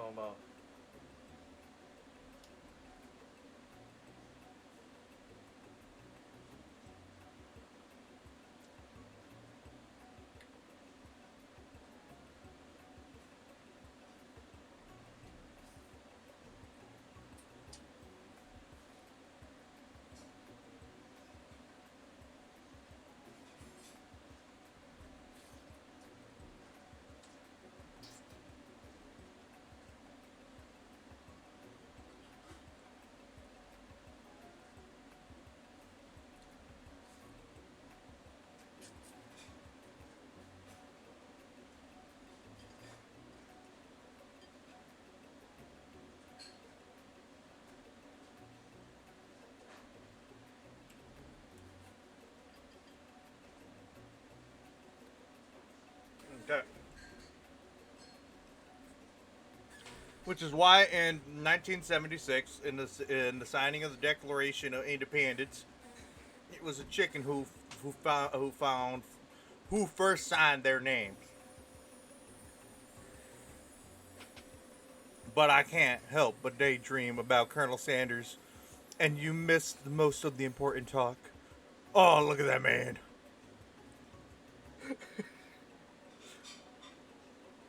When you come to, Sparkles is holding a tray of food in front of you. Well, dragon. Naturally appears you to be a simple platter. What item do you sample? what item do you want to sample? A dog biscuit, a shimmering pepper, a glass of water. You grab the water and gulp it down. It's good and crispy, like the purest snow melted in the spring water. Hey, that was mine. That was my favorite. Oh no! And you've got excellent taste. Should have paid better attention. We all make mistakes, but surely he'll forgive you someday. Come on, it's time for lunch. Before anyone can relax, the cafeteria lights dim, and your rivals enter in a dramatic announcement. Today's lunch will be prepared via timely competition cook-off. The levels of theatric these two are off the chops. Demand they stop wasting everyone's time. Step them and tell them you're on. A bit of a lunch competition, eh? Count me in. If I have to wipe the tables with you fools before I set my lunch down, then so be it. I'm not a fool, you're the fool. Good one, Van Van. I like your grumption, Drago. I'll be watching your performance. Just like things reach a boiling point and Sparkle steps in and surely he'll put a stop to this match. Now, students, please settle down. This is lunchroom, not sporting con. Finding a little sense, you brotherly. At least not until we turn on the timer. Oh shit! Then the huge light blasts in your face, flashing the words "timer ready." That's what I'm talking about. I stand corrected. The hard way builds solitude and a foundation of confidence that cannot be swept away. That's an original quote by me, in case anyone was wondering. I hope its message lifts you to victory. Like a diamond, I was formerly under pressure. Like a diamond, I was formed under pressure, and now my chances to shine. I will defeat you. You had his chicken. You made mashed potatoes and gravy on day one. You're feeling like you're ready to impress him here again. You start boiling water for potatoes. Think fast. If the timer runs down, you'll be forced to pick randomly. What's it? Oh, wait.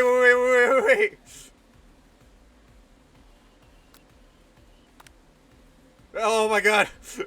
Yo, I didn't think this actually. Oh no.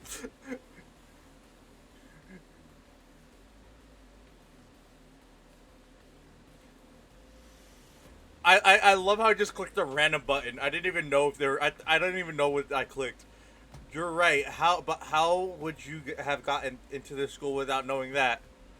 Winner gets to rub my furry belly. Oh. I'm gonna rub that belly. I'm gonna rub that corgi belly. You're going to need some seasoning. You need to season the chicken before you cook it. You don't know Colonel Sanders' recipe, but you have an idea. 11. That's right. You might not know all of the ingredients yet, but you're at least ahead in the right direction.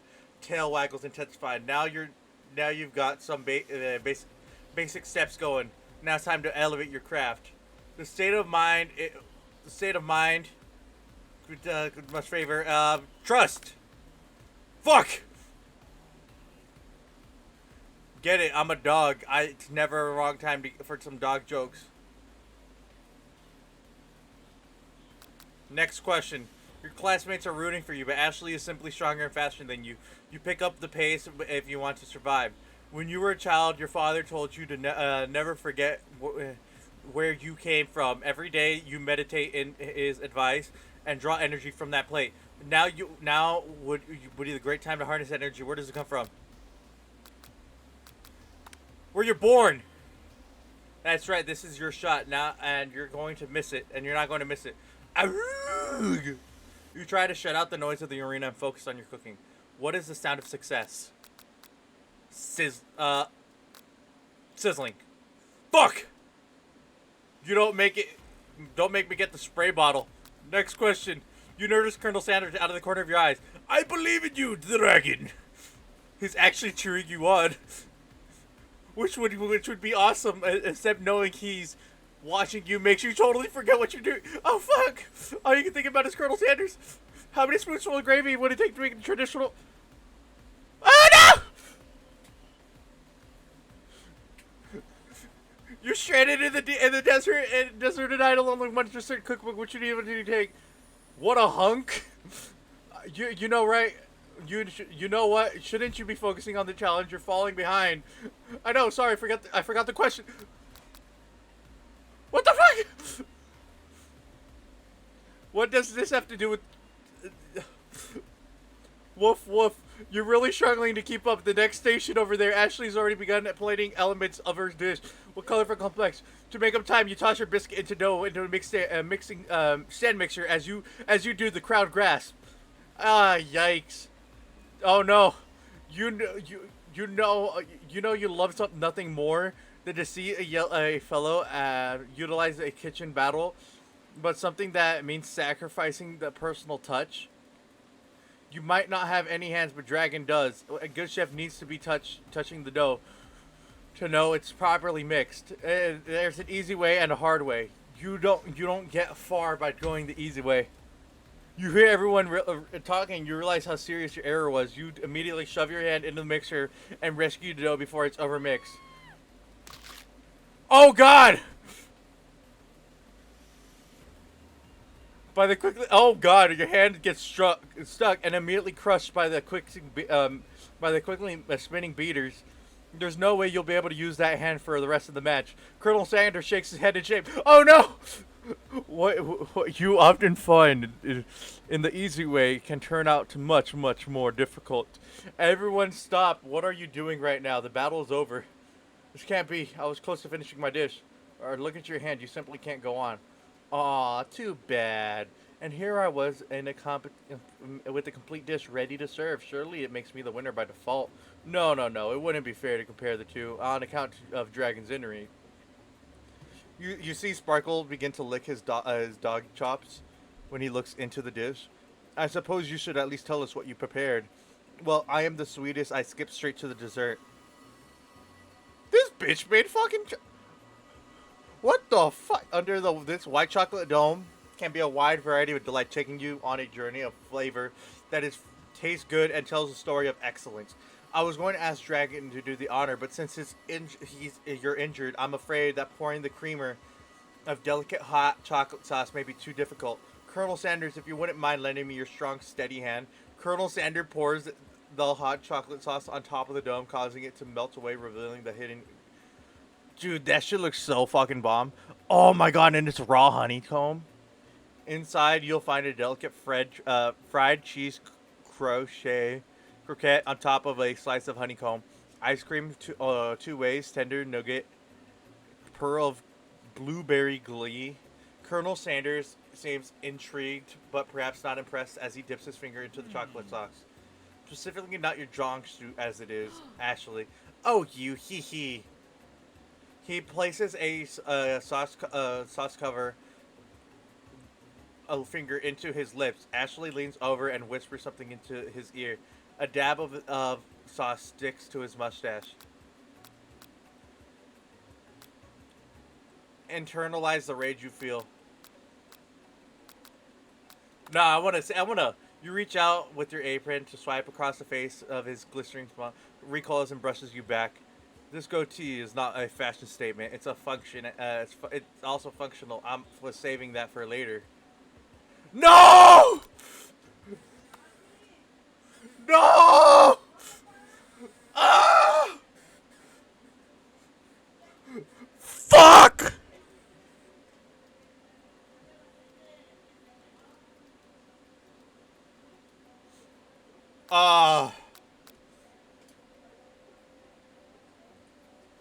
The fuck are you screaming at?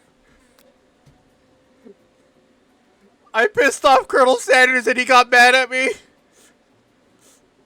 Fuck's sake. Okay, we're gonna try and not do the cook-off.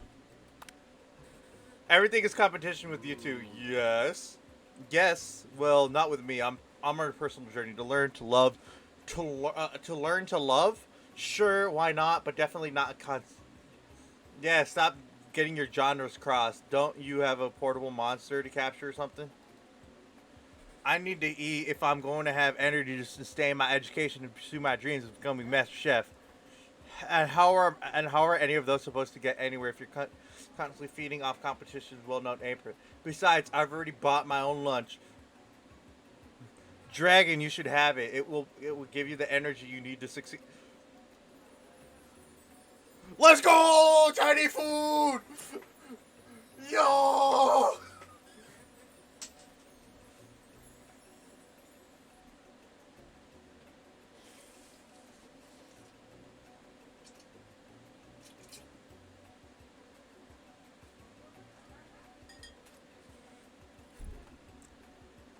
My specialty: grilled cheese, tomato soup, with chocolate milk to wash it down, and a tartare for dessert, and a tartlet for dessert. It'll only take 5 seconds to eat Marion's tiny food, but it's just what you need for motivation. Fuck!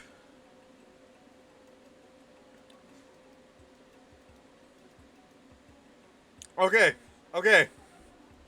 We're redoing this thing.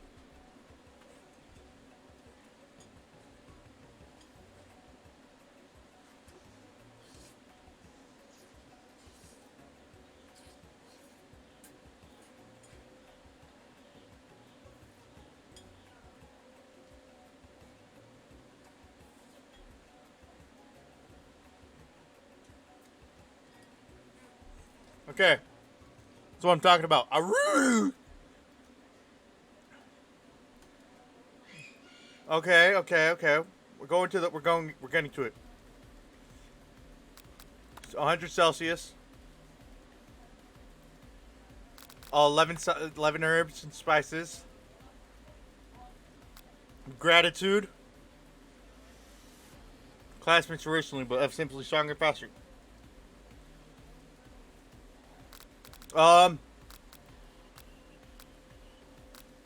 Small town dreams where you're bored. Bubbling. Wrong! Fuck! Next question.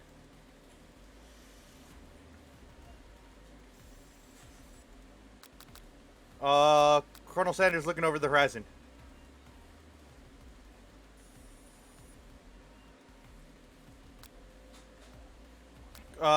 Standing on the beach with Colonel Sanders.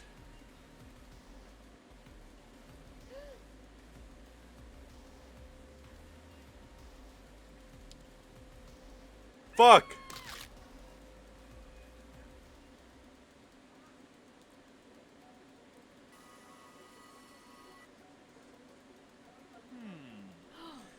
Okay.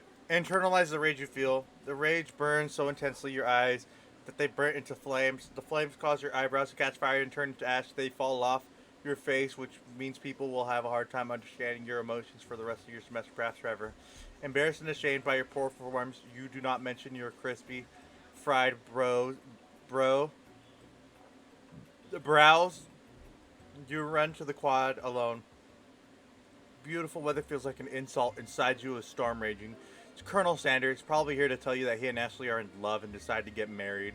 He won't even ask you to cater his wedding because you're a terrible chef and an awful person. You try and hide from him, but he approaches you directly.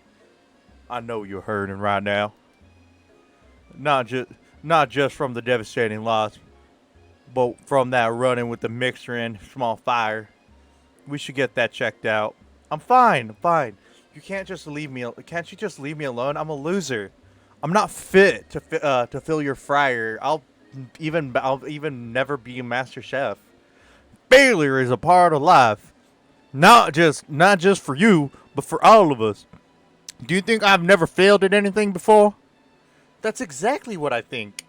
Well, then think again. I was always the man you see me before. I wasn't always the man you see me before you. Enrolled in culinary school, incredibly handsome, successful, motivated. Well, handsome, sure. I was born that way. But I've walked other paths.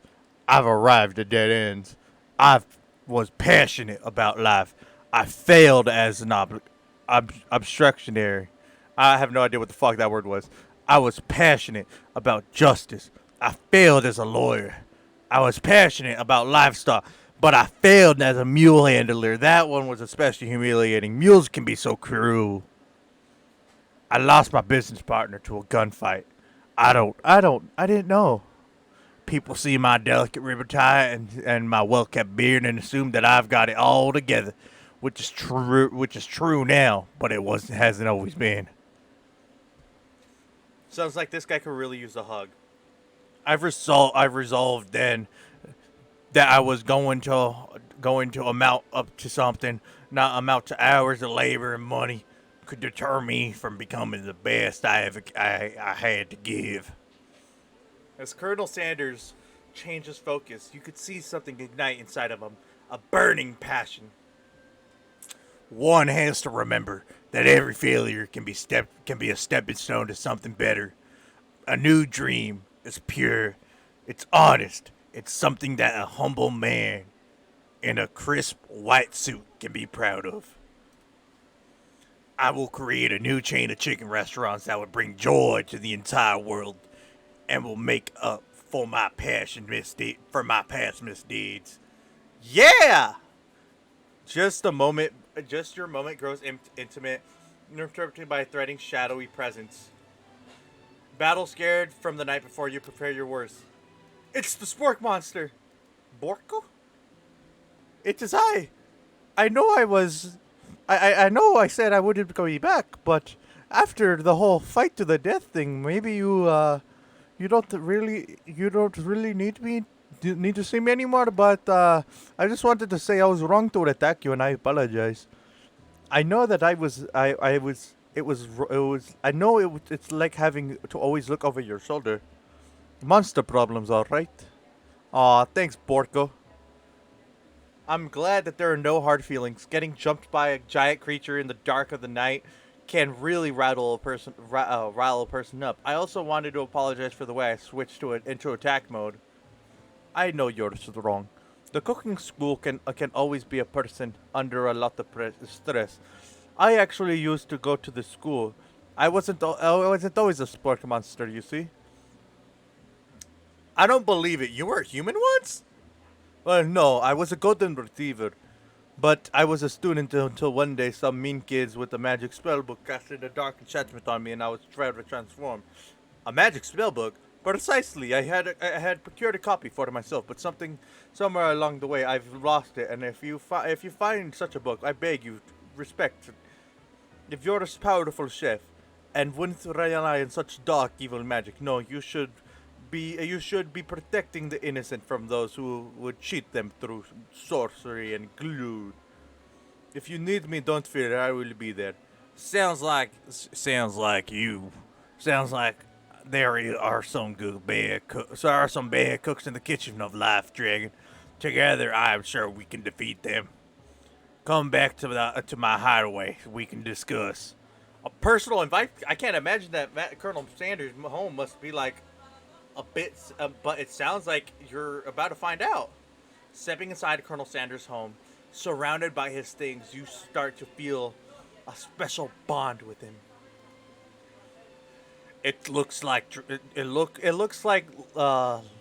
you live such an exciting life, Colonel Sanders. Every day can be an adventure if you approach it at the right attitude. Long ago, I made a decision to never stop searching, never stop working, and never stop imagining. Have you been working on any new recipes of your own lately? I'm always excited to talk about food with other ambitious chefs. Well, it's just a side dish that I've been tinkering with, trying to find out the right balance of flavors and textures. Oh, fuck, I skipped it and I couldn't read it. Trying to find that flavor, balance, textures. I nailed it yet to something. Colonel Sanders' eyes perk up, starts wondering the dish you might be describing. It means to pair something spicy or something crispy, both perhaps. Now you've got him right where you want him. Should you reveal your new creation to him? Keep it a secret. I'm gonna reveal it. I want him to know. I want his thoughts. You decide that you're ready. That you're as ready as you'll ever be to share your original cooking with Colonel Sanders. Before you can start, before you can talk about yourself out of it, you decide to dive in head first. You reach into your lunch bag and you figure out a dish you've been eyeing all day. I present with you my original coleslaw, a shredded cabbage dish glistering with the light of Colonel Sanders' Lux Highway. Magnificent! Together you chow down on the creamy slaw until a spoonful remains in the bowl. Do you mind if I hold on to the last bite? I'd like to have it around so I can admire the taste later and think about this moment. You could offer to make him more, but he seems to be very sentimental. He seems to be sure, why not? But he seems to be a very sentimental kind of guy. Please make yourself comfortable. I'll be back in a moment.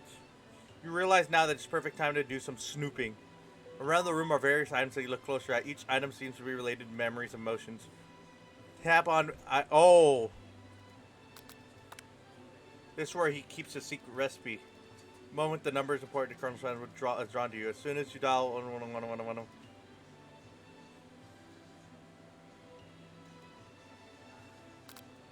Can chicken be prepared sashimi style? An adorable little baby dude, he had a fucking goatee as a baby? Crawls across the floor from the goatee and mustache combo he sports. You find that this must be Colonel Sanders himself. Or maybe that it's a drumstick that seems like he's wailing like a rattle. Probably the same type of person who'd make their face the logo of the company found of. Photo appears to be of Colonel Sanders, except he's an old man visiting the pyramids of Egypt. Maybe this is where he discovered one of his secret herbs and spices. I'm going to open the door later. One of the frame photos, a picture show an old man who looks a bit like Colonel Sanders standing with a friend. He holds a fried drumstick. Appears... They hold fried drumsticks. Where the fuck are they holding drumsticks? And appear to be cheering them. Look closely, there's a short inscription. I wonder who my friend Peter. Gaze out the window at the vast lake beyond. Ghost of a student pops up. I know. What are you thinking about heading it out into the world? I will request to avenge my death. Wait, what? I've never learned your name. Why would I avenge you? I could just tell you my name right now. It's... You can't see it in the middle. Can't you see? I'm in the middle of something. You open the window and crack it swept out in the breeze. Wow. I fucking dissed the guy. You notice a very realistic stuffed chicken sitting on the corner table. When you pick it up, you realize it isn't realistic. It's taxidermy. Must be very important if it's when it was alive. A little note on a true state bird of the great state of Kentucky. Is this a comb? A lock of silver hair is woven through the teeth of the comb. Upon further section, you realize that the hair in there isn't just a silvery coax. Oh, damn it. Isn't just a silvery coax.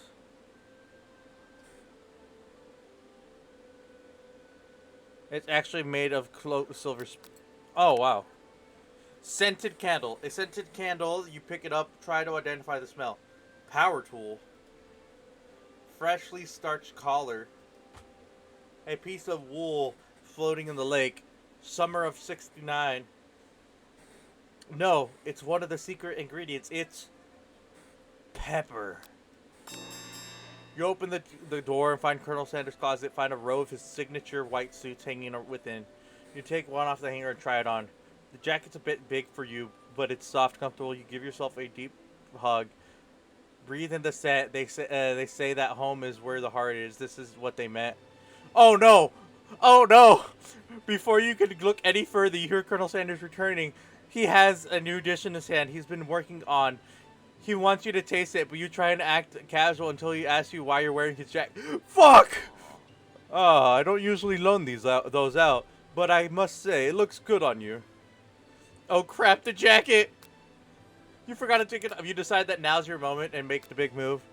You tell him you're cold. You fess up and tell him the truth. Oh. Oh. I'm gonna go for it.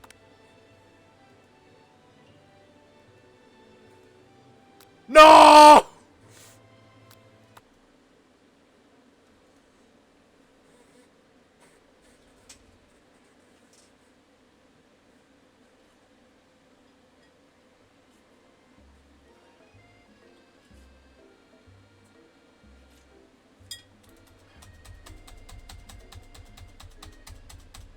Gotta just skip through it.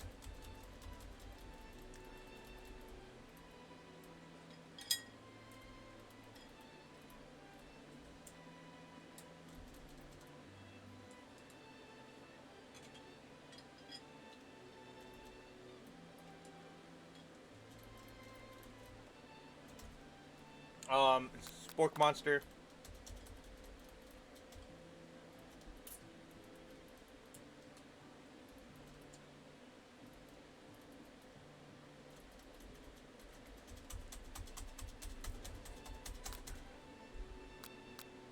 Reveal it.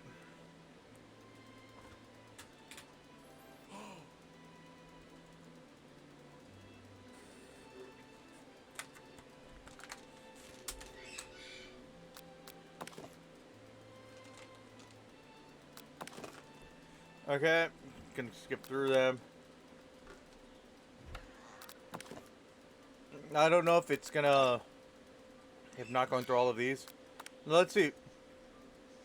Upon further extraction, the hair that is therein isn't just silver in color. It's actually made of spun silver. What the fuck?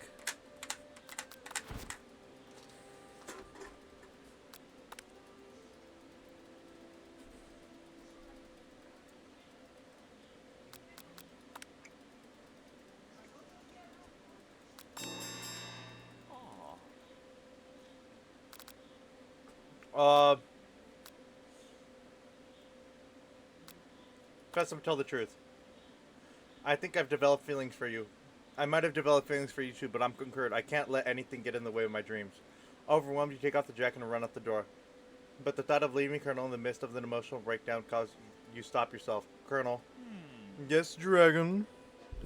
Honestly, I honestly think this may be the beginning of something wonderful. I think you're right. We should take things slow.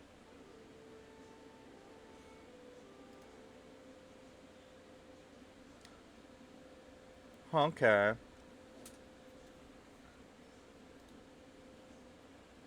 What the fuck?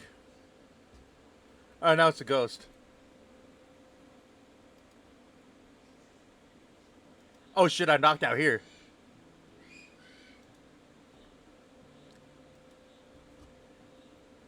You think about the secret ingredient you just need to learn about. Some jurisdiction Blake isn't even legal, but if it's the recipe, it's a secret. How will they know? I just thought your thoughts are interrupting into the room. He's holding a gorgeous plate breakfast, and your mouth waters at the sight of it. Here's a simple breakfast I just whipped up. It's malicious. You taste Colonel Sanders' food, and it takes you on a journey. When you return, he's waiting for your important question. So, would you like to say we're the perfect match? How preposterous. My cuisine and your taste buds, that is. Such confidence, such grace. Could he be the world's greatest gift to cookery? Flatter him. You know, we might make a great team. Single tear becomes a corner in the corner of his eyes. And you're right, and with the right business partner, I know I can't fail.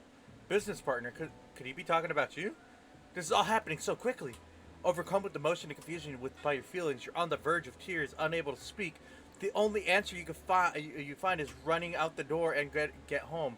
But there's still one more day of school after all. The UCSAL waits for no one. When you get home, you find something surprising. Your best friend is there waiting for you. Where have you been, Missy? Where the heck?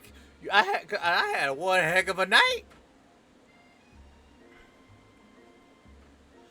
I've been desperate to talk to you about it, but I couldn't find you. I got worried that something happened to you.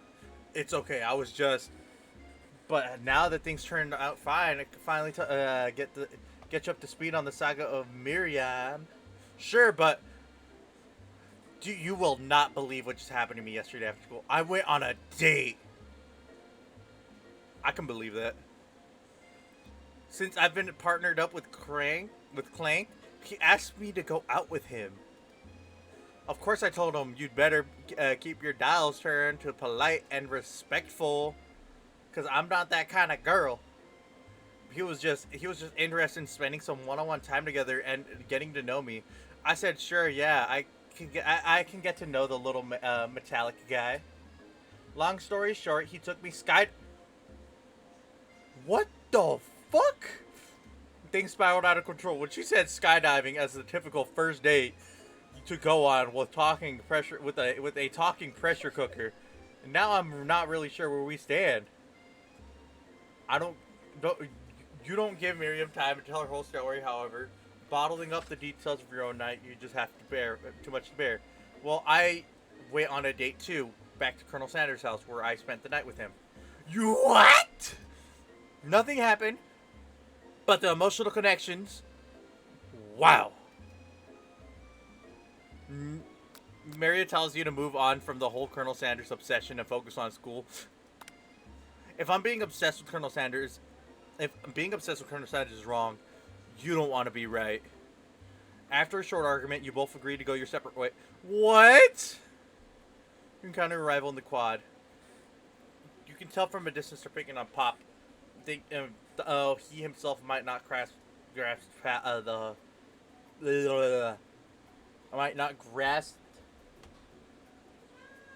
that. He might not quite grasp that fast. You know, because he's Pop. What's a swirly? It sounds delicious. Oh, it's great. I'll order you one right away. I'll have my swirly with Sprinkles, please. Hey, Sprinkles is a dog. Sprinkles is a dog and a treat. You'll get your swirly dip soon. Why don't you pick on someone your own size? Because I'm literally the biggest person at the school. There is a horse that Colonel Sanders rides to school, but who would dare pick on such a gentle and beautiful creature? You've got some nerves, Dragon, suggesting I pick on a defenseless horse. Now you're twisting my words. I won't have it. You clench your fist, but the injury from yesterday's mixer instant accident makes you wince with pain. Oh, doesn't look like you can go on cooking like that. Might as well just give up. I'll never give up, ever. Colonel Sanders, just as it appears, things are close to boiling over. A natural, intrusive person. He senses that something has been going on. Is everyone excited for the final day of school? Dragoon, how is your hand feeling? I'm sure you'll be in fighting form by this afternoon. Aren't you concerned about my hands, Colonel? Yesterday I almost broke a nail winning so hard. What the fuck? Technically, I don't believe a winner was decided, but your presentation was quite impressive. What is he doing complimenting her? But what about the flavor of my delicate, warm, gooey chocolate sauce? It was clear that you're passionate about cooking, about how your food is received. That's a lot of words to say. It was bland. Excuse me, Dragon. I am more capable enough to speak for myself. Maybe you could tell me more of your thoughts as we walk to class, Colonel. I'm always interested in discussing the fine art of fine foods. See you inside, Dragon. Annoyed by Colonel Sanders' inability to see Ashley for who you know she really is, you walk across the quad and get some distance. In an attempt to distract yourself from how slightly you feel by the interactions with Ashley, you take out the spell book you recovered yesterday and start flipping through the pages. Whoa, what's that book? It looks like bad news. Just something I found lying around. It appears to be some sort of grimoire. But I don't really believe in that magic stuff. Grimoire, like a book of spells? I don't know. I don't know. Who would spend so much time decorating a magic book if it weren't really powerful? I think I can think of one surefire way to find out. You open the page and covered with the arcane words cast only in case of extreme emergencies. It says at the edge of corner. I could use a spell here, and it says it would erase anyone I choose from all of my memories. If I scrub out Colonel Sanders, it would probably help me focus on the upcoming final exam. That's way too drastic! Couldn't you do something else, like anything else not rooted in dark magic? Maybe tie a string around your finger? Okay, fine, it is drastic, but desperate times call for desperate measures. You've got a memory erasing spell sitting right in front of you, and a pretty good excuse to try one out. Oh. Do I do it? Do I do it? Cast a forbidden spell. You begin reciting some, but you stumble on the words, and it only affects it seems to have on you is forget what you were doing. Oh, right. After looking at that page again, it comes rushing back to you. Oh. You take your friend's advice and put the book away. It's almost time for class. Oh.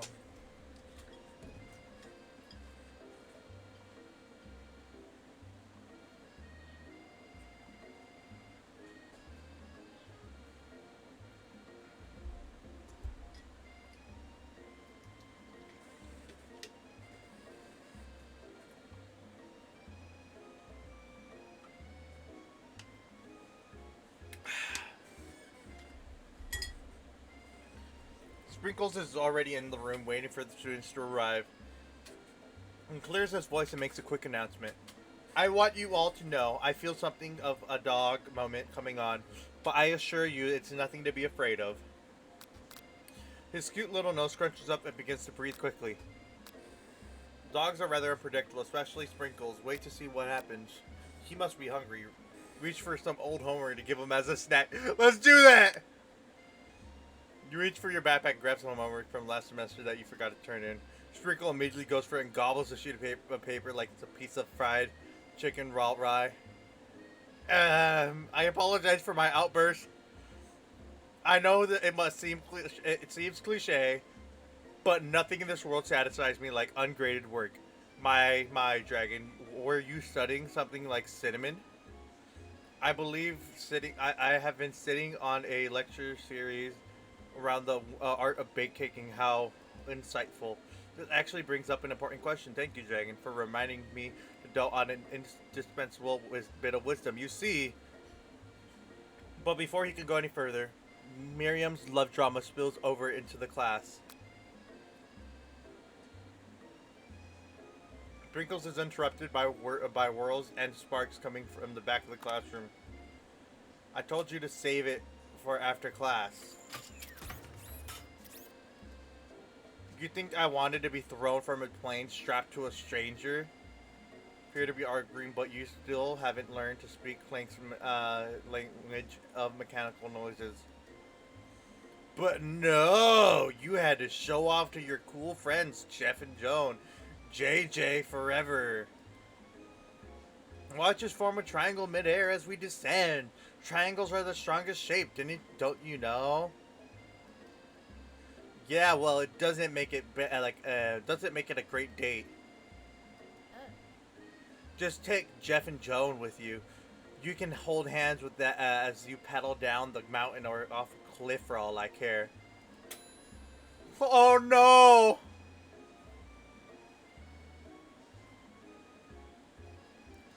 Oh no! No amount of seasoning is going to make me want to eat that, Clank. Clank burps out a completely deep-fried sneaker, considering that he himself has wheels, not feet. It's not entirely clear where it came from. In the terms of deep-fried footwear, I guess it looks okay. Clank rolls out of the room to be alone in it with his shoe. Everyone tries to pretend like they didn't see that entire thing go down. Nothing like a loud public breakup to cast a pall over the final day of school. Well, that was unfortunate, but we mustn't be distracted from what lies ahead. The final competition, the showdown challenge exam. I'm still working on the title, but I think you get it. Test time approaches. See you at the arena. But before you can think about your upcoming competition, there's a very beautiful soul nearby in need of a prep talk. Hey Miriam, are you okay? Okay, I'm so mad. How could smash a tiny bug spill several droplets of hot cocoa all over the floor? How could he embarrass me in class like that in front of everyone? Her tiny cocoa was a delicious treasure. So to know that this breakup is no joke, even the source of her frustration is such a silly joke. I know that you know this, but I'm gonna say this out loud. You don't need anyone. Me and you are going to cruise through the final exam and hit carpool lane to the Success City. Miriam brightens up and imagines the wind rushing through her shoes, bangs, but she hesitates and embrace the feeling all the way. You're not going to saddle up on Colonel Sandals' stallion or ride off into the sunset without me. Of course not. Well, maybe, sort of, but I'm sure there's a pony out there with your name on it, and the ranch big enough for both of us, whoever else we want to bring along. If it's not Pop or Clank, or anyone else you meet today, tomorrow, or this whole year, so what? You're a special person who shouldn't settle for the first someone to show a little interest. Anyhow, Miriam gives you a big hug and I wipes got away to the her part tears. where Nemesis is in Resident Evil. I feel like I'm nearing the end of the game. Wait, 1 second. they're talking about the final exam.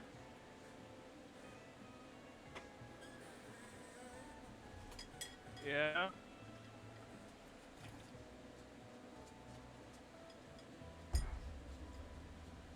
Oh god. Wait, so what movie are you on? Apocalypse. Is that the second one? Yeah. Ah, right. Which scene was it that Nemesis is shown? I forgot. Is it when? Is it? Oh, wait. So do you know who Nemesis is? Yeah. It's the one guy that helped her out, right? The one guy who escaped with her. Yeah, the one who helped her out. That sucks, though, right? Kinda. Like, he got out, and then they forced him to become that. Yeah, well, considering he was the mutated version, he had a mutated version of the T-virus, the cure wouldn't have helped him. Still, it sucks. So what happened to him? Then again, Umbrella Corporation is crap. True that.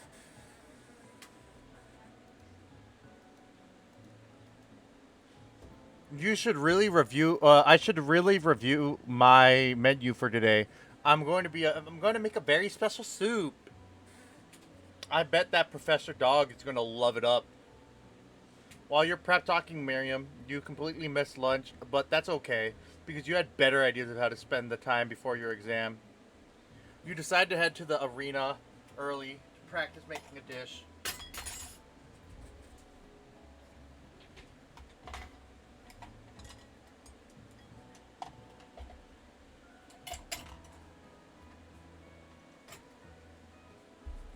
To practice making a dish, this is the location of your final challenge. A test of will, a test of courage, a test of talent.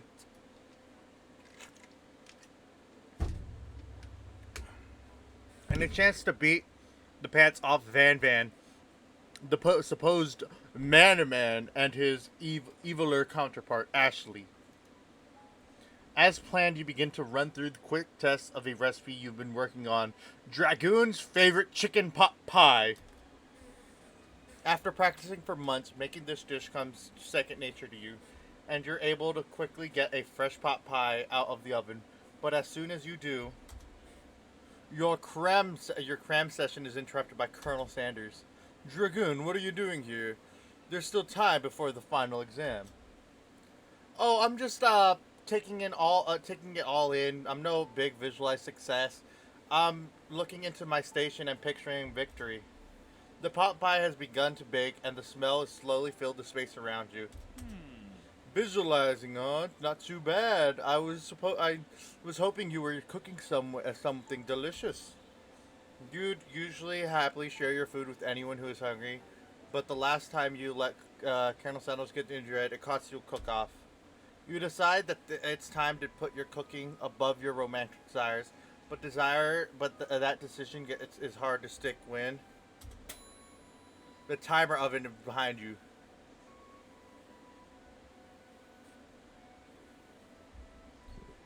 I'm gonna fess up about my practice dish. Oh, okay, you got me. I'm doing a little more than visualizing. I know, my nose can smell the pot pie from 400 yards. That's an oddly specific distance, but you expect nothing less from such an oddly specific man. You knew that it was a pot pie from the spell? Not just a pot pie, but a chicken pot pie with an all butter crust. And my nose was telling me something else. Oh no, it's burning! No, I can smell that it was made with a heaping top of TLC. But it will probably start burning any second if you don't pull it out. The moment of truth. Wow. It's the best pot pie I've ever tasted. I've always wanted to love country cooking. I could eat this all day. There's no time left. The final showdown is about to begin. Frinkle lays down the ground rules. There are no rules. That is except to cook with everything you've got. You step up to the cook-off for a lifetime. You decide that mac and cheese plus the pot pie you've been practicing are just the dishes that'll push you over the edge to victory. Meanwhile, both Van and Ashley are prepping wildly elaborate dishes, purely on visual purely their usual over-the-top selves.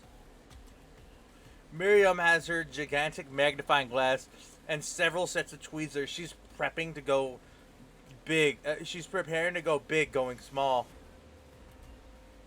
Colonel Sanders to be harnessing his 12 herbs and spices for his, but he's trying to find a way to improve something perfect. His original recipe, fried chicken. The intensity of the room is a full 10 out of 10 with a frenzy of action. Everyone is calling out really cool special cooking moves as they prepare their food. Wow, it's getting serious. Colonel Sanders batters his chicken as he levitates through the air. Egg wash. Miriam fiercely injects ingredients into itty-bitty tots of broth. Best friend Blaster. Van flexes his pectorals as he chops open a sea urchin. Oh, it's rock and roll. Ashley scoops her pastry off the tray with lightning speed. Shallow personality spatula. Even Clank is getting in on it. 5-digit pressure cook. 5-dial pressure cook chicken cooking technique. Wait, did Clank just learn to speak English? Wait, when did Clank learn to speak English? In the Singularity, it was foretold. In the Singularities, it was foretold. We mustn't let it happen, or the application arising will take us all. Self-destruct. Van quickly unplugged Clank and rolls him out the front door of the arena. Are you prepared? You frankly prepare your dish. You notice Ashley has her spell book out. Is she going to use some dark magic to turn the tides? You've got a book of your own, but you've decided not to see her win another battle. Should you take the opportunity to fight magic with magic, even if it's almost certainly even magic? Do it the hard way. Who needs magic when you got passion? I'm going to do it the hard way. To win on your own terms and gives you a subtle wink from across the room. I believe in you, dragon. Miriam notices too. And I've always believed in you, dragon, since we were little kids. I'm your best friend. Oh my god, this shit's going so weird. You turn to notice Miriam at your station cheering for you. Miriam, what about your dish? If you're cheering, who's cooking? Tiny food, short cook time. I'm actually already done. So I thought I'd help you. Oh, thanks, sweet. That's sweet, but Miriam tosses a handful of spices directly. No! Into your boiling noodles. It's the secret ingredient. However, she doesn't know that you lied, and the ingredient was made up, and where in the world did she get the Eye of Newt from? The boiling pot explodes and sends Miriam flying backwards. The watery noodles begin to swirl in the air, hurtling into the dark cloud that thickens concealed before. What the fuck did I just do? What the fuck? It is I, Steve, the spork monster. Steve, wait! What happened to Borko? Are you not here to battle me? You're not here to battle me, are you? We spork monsters are many. I think Borko had the day off. But I think you have conjured Steve. I hate to battle, so I'll do pretty right. Hey. Oh, hey, you're in the middle of a cooking competition. I love this stuff. It's better than TV. You're crazy kids, and your culinary skills are really impressing me. Mind if I hang out? I'm sorry, Steve, but I'm kind of in the middle of something. Do you mind? Steve the Spork Monster notices that you've got a Grim Roar stashed beneath your cooking station. I see what you're up to. Crisscross, some magical items accidentally summoned me, huh? Yeah, I just guessed it short. If you're here, would you mind tossing some fresh noodles into this potted salt water? I'd love to. I've always wanted to be on top shelf, actually. When I was a little spub. When I was a sport bub back in the old country. What the fuck is this? You can feel the spork monster winding up to tell a very long and involved story. You don't know exactly where they came from, but it seems that it was probably lonely there.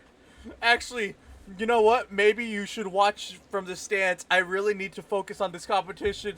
I understand. It's kind of like that time that Monster School that I had fallen asleep during the scare tactics class, and when I woke up, you toss a serious stare at Steve, and he takes the hint. Oh, never mind. I'll tell you later. Good luck. No. You suffer a huge setback. You don't know however you'll win. You summon extra power from deep down within you. I can do this. I have what it takes. I will win. I came here to win.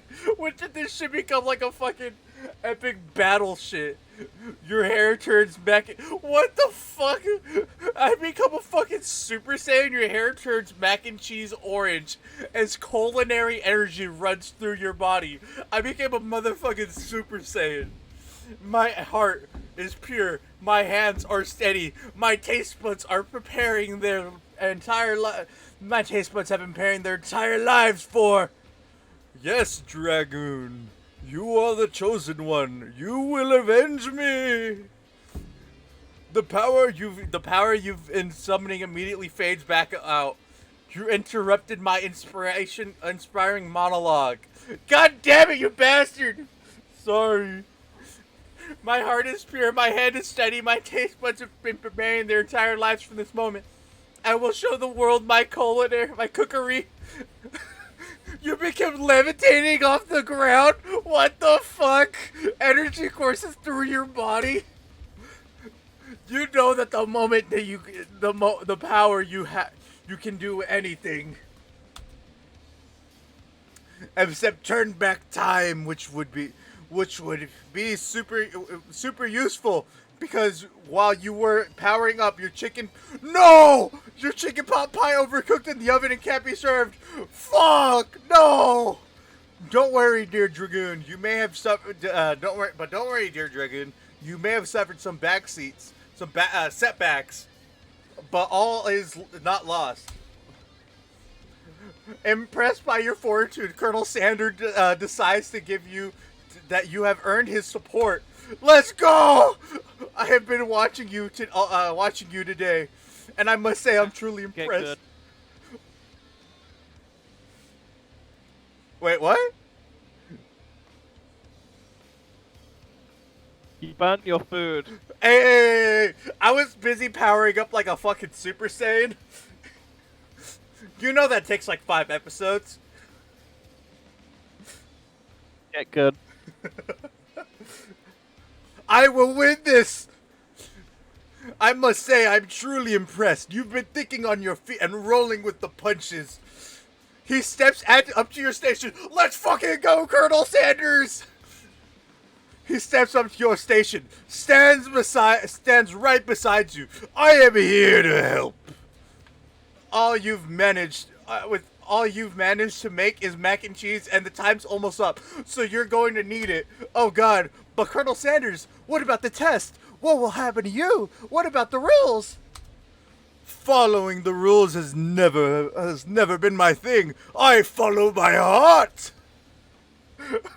What a guy. Colonel Sanders unfolds a delicate white towel, revealing the most delicious fried chicken tenders you've ever laid your eyes on. And besides, sometimes unexpected combinations can have surprising effects that surpass their individual efforts. Are you suggesting that if we combine forces, we can perform the perfect food unison? Time's up, students. What the fuck? What the fuck was it, like the battle music and everything? With time expired, everyone has been waiting for. You must now prepare to present your dishes. A handful of students stand tall, but the class seems incomplete. It seems we're missing some students. Pop, Clank. Oh, no, it wasn't her. It was the other one. From off screen, you could hear pure innocent giggle. That can only come from one student. Hee, I'm flying. It sounds like it's coming from the bathroom closet over there. What the fuck? Bob, you doing some black magic over here? Pinche brujeria. Miriam, would you mind? Inside of the closet, you find Pops hanging from a broom hook by the elastics of his. He got fucking wedgied. Pop, get down from there right now. Let me guess. Did Van do something to you with this?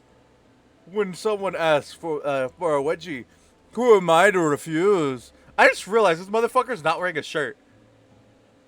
He's basically just wearing an apron. I thought a wedgie was a salad.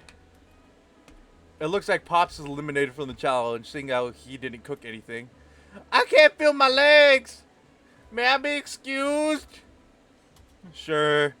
You kids and your pranks, I must say, you're not the worst prank in the UCSAL history in UCSAL history, but it's not exactly yearbook material. Wait a second, pranks, Clank. Where did that pressure cooker roll off to? You hear a signature world beep from the other auditor. I don't even know that fucking word. But there's none. Somehow he must have gotten unplugged. I guess we'll have to figure that out later. That only leaves 4 students remaining. Please collect your final projects. Yes, it has been a long semester. Wow, 3 whole days long. After days of hard work, the time has come for me to eat. Miriam, please step forward. Now describe your dish. I've made tender udon noodles in a savory soup. Tiny food, best food around. My word, it is so delicate. It's so teeny tiny, Narutomic. I spy afloat in this itsy bitsy bowl. Yes, chef. Please call me Sprinkles. Chef is my father's name. Yes, Sprinkles. And some green tea made from bay leaves that I picked myself. Sprinkles carefully sniffs around the dish before opening his mouth and letting just the tip of his pink dog tongue dip into the bowl. Sublime. Would anyone else like a taste?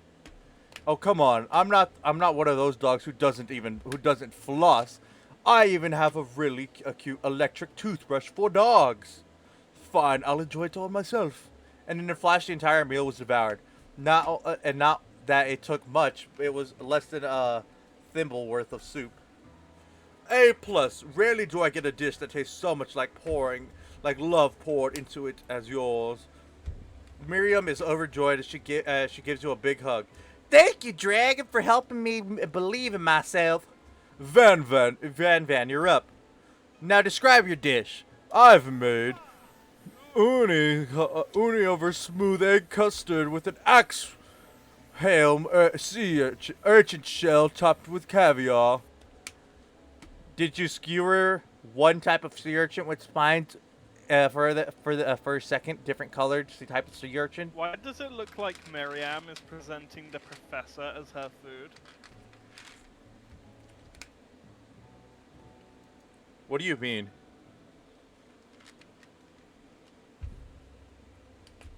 Wait, did it look like she was presenting him as food? Yeah. That's hilarious. Just when she has her arms out and everything. Oh, you're right. You're right. It did look like that.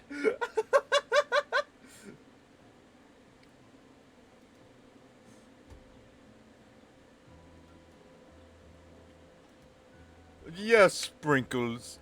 A bit much, don't you think? That's exactly why I did it. It's a bit much. A bit much is kind of my brand. Doesn't it look cool? Sprinkle leans in to sniff the uni, but can't get his nose close on account of all the spikes. He begins to paw at it and erratically, causing the custard to sloosh around. Woof woof!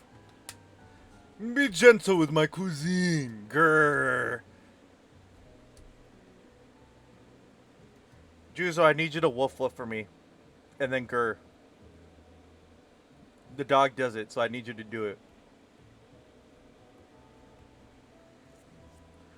Juzo, I know you can hear me. I know you just unmuted and now you're muting yourself again, motherfucker.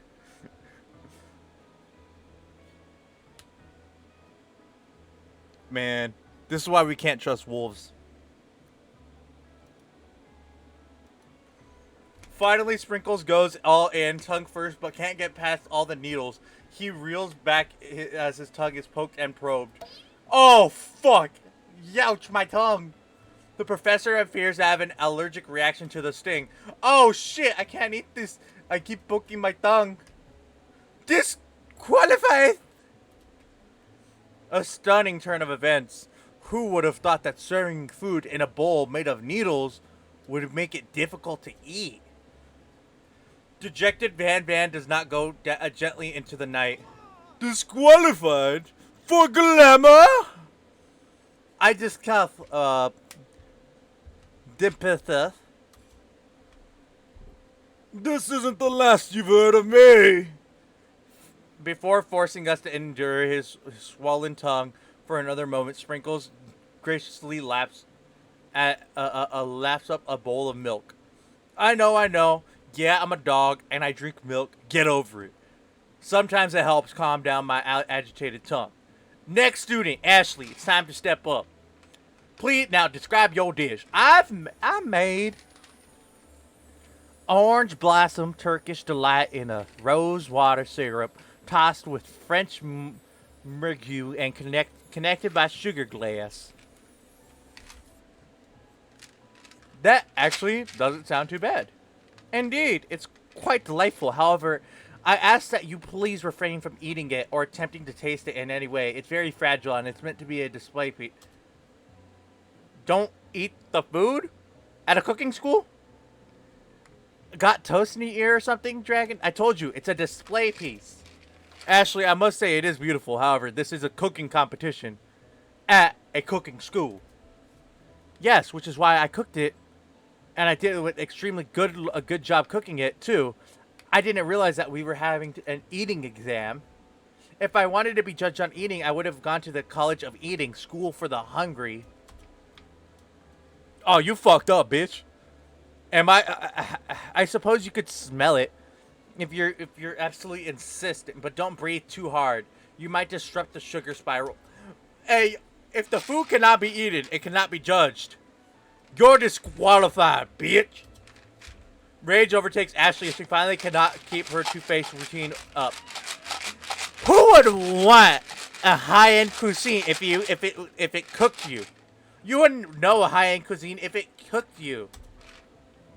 And with that, Ashley storms off, rededicated herself to being the best, but this time without being shaken by trying to fake nice like everyone else. This isn't the last you hear of me either. Oh, if this class doesn't get any smaller, I'll be teaching myself. You and Colonel Sanders, the final cook, step up together. Two chefs. We begin with a bowl of delicious mac and cheese. It has become something else. Oh my god, that looks fucking bomb. He examines it closely, sniffs, and eyeing the bowl. Oh no, uh-oh. I don't have a good feeling about this. For something in the room, a literal drum roll plays. Just like what I thought. I've seen everything in the kitchen. You give me this thing, and completely blow me away. In my 49 dog years of life, I have never tasted anything so deliciously and perfectly balanced. So delicious, in fact, that everyone passes the class. You pass, you get a pass. Everyone gathers and partakes in the mac and cheese bowl, and they seem to transcend into reality, into another dimension. You win. Together, you and Colonel Sanders make a new menu item. The new item is so impressive that even Van and Ashley are drawn back in by its magnificent fragrance. When you gaze upon your mac and cheese, they admit that you are indeed an excellent chef. Sprinkles declare that you have passed. Everyone has passed. There is supposed to be no more battles, but come on, how could they be better than this one? Now that the school year is complete, everyone has graduated and the students return to one last assignment to get their groove on. The cafeteria has been redecorated in order to serve as the site for the school's graduation dance. Compared to the massive high-tech cooking area, the humble decor seems downright cute and cozy. The DJ dog in the house! Woo, woo, woo! You knew that Sprinkles was a master chef, but also a world-renowned turntablist. Who says you can't teach an old dog new tricks? Van and Ashley did tell everyone that they committed themselves to righting the wrongs they did while they were villains. For a moment, you actually believed them. Not for another haunting. No ghosts are allowed in graduations. It's clearly written in the school's bylaws. I was never a ghost. It was all a trick to get you to finally notice me. Oh, amusing. And now that everyone... How the fuck... What the fuck? This motherfucker showed up everywhere as a ghost after being poisoned. Wait. So was the food not poisoned? What the fuck? Now that everyone is together, it's the Spork Monster. He's totally mellowed out. Everyone, the Spork Monster is everyone, the Spork Monster is no more. From here on out, I prefer that everyone refer to me as a new by my new name, Party Monster. Student tries to finish what he had to say, but everyone was too wrapped up talking to Spork. Sorry, Party Monster. Dejected, the student walks off. Maybe things didn't work out for Miriam romantically, but she found the love in her cooking, and you know she's going to do great. A red carpet rolls across the floor of the ballroom like a honeymoon movie premiere. And who could command such an entrance? It's Pop. He's arriving late to the dance, but apparently for a good reason. Walking the carpet, you see perched on top of his dirty chef's hat, a crown. Welcome back, Pop. I know you weren't able to compete in the final exam, and accept your diploma. So we had mailed it directly to your father. We figured it was the least we could do for the school's What the fuck? And we get a new wing to school, not to mention the honor of educating the son of the Chandler, such and such. The music at the dance is interrupted by the sound of sparkling and electrical hisses. It's Clank, who arrived late to the dance. Now that I have graduated, I can reveal my truth. Wait, what? He's still doing the talking thing? I am Clank. I am not from this earth. I am actually from a faraway planet in another dimension. What? Exactly my reaction. I actually felt like I knew this the whole time. Now that I've learned the way of your kind, I must return. Miriam, will you come with me? I don't know what to say. Besides, no, obviously. I have just begun to learn who I really am, and this isn't the time for me to devote my life to figuring out who you are. Clank. You're blown away by Miriam's maturity. It's clear that she managed to surpass you in that regard. I understand, kind of. Humans are weird. A portal opens up and Clank disappears through. Wait, what the fuck? He was actually still. Finally, Colonel Sanders arrives. Howdy, classmates. Just like the first day you met him, he had prepared to feed the entire class. However, it's not enough to just give him a bucket of chicken. This time, it's a full meal. Oh my god. I didn't get to be the most famous chicken man in the history of chicken and man by not reminding people to go out and buy my chicken. The end?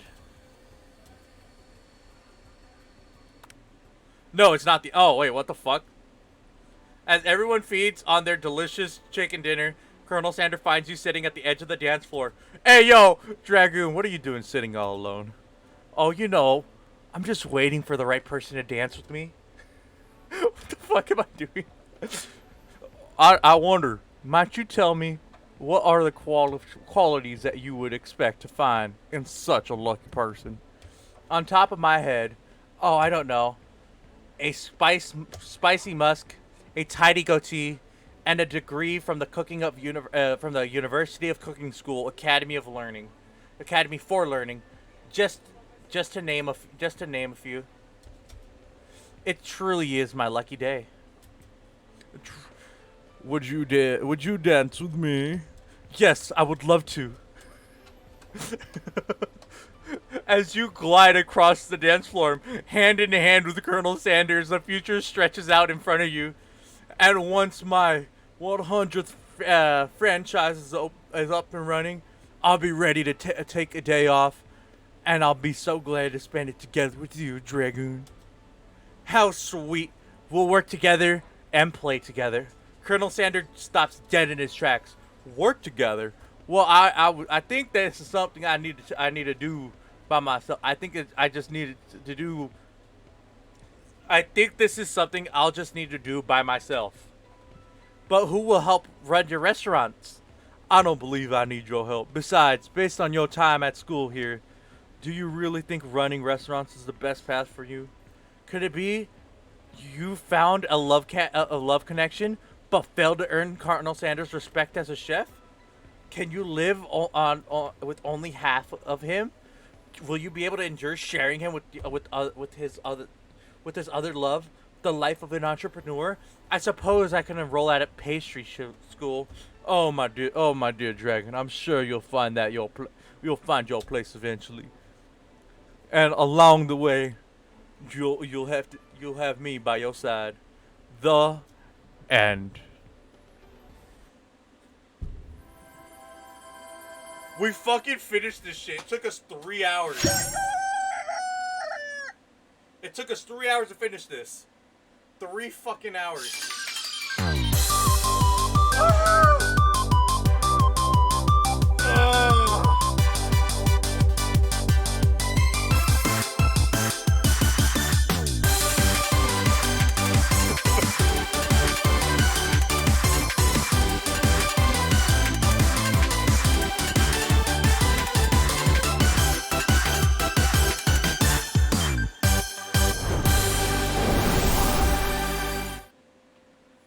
And that's gonna be where we end off the stream for now.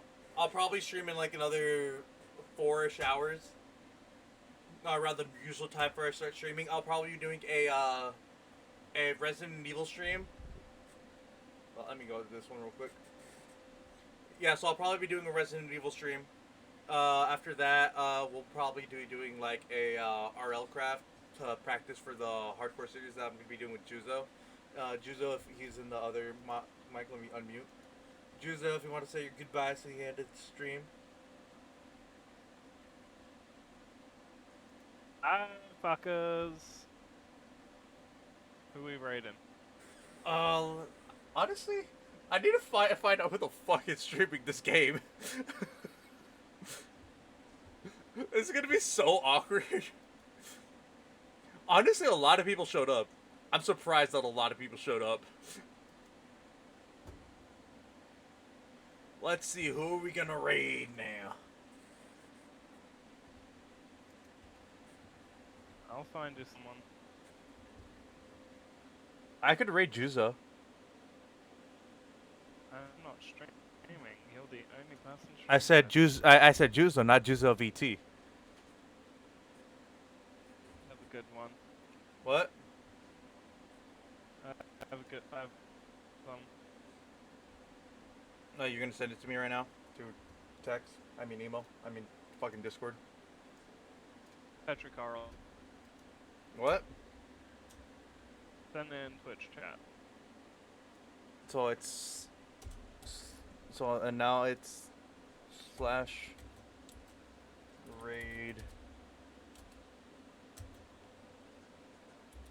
Is it lowercase? Copy and paste it.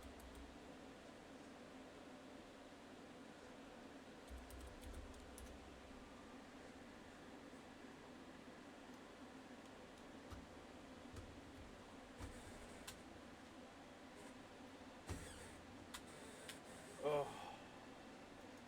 We're going over.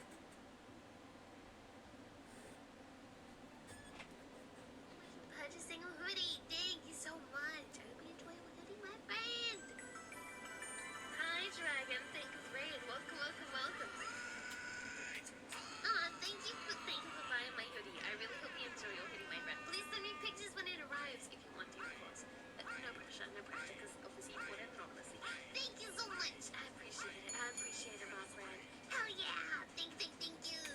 Welcome on in, my friends. Thank you for the raid. How was your stream?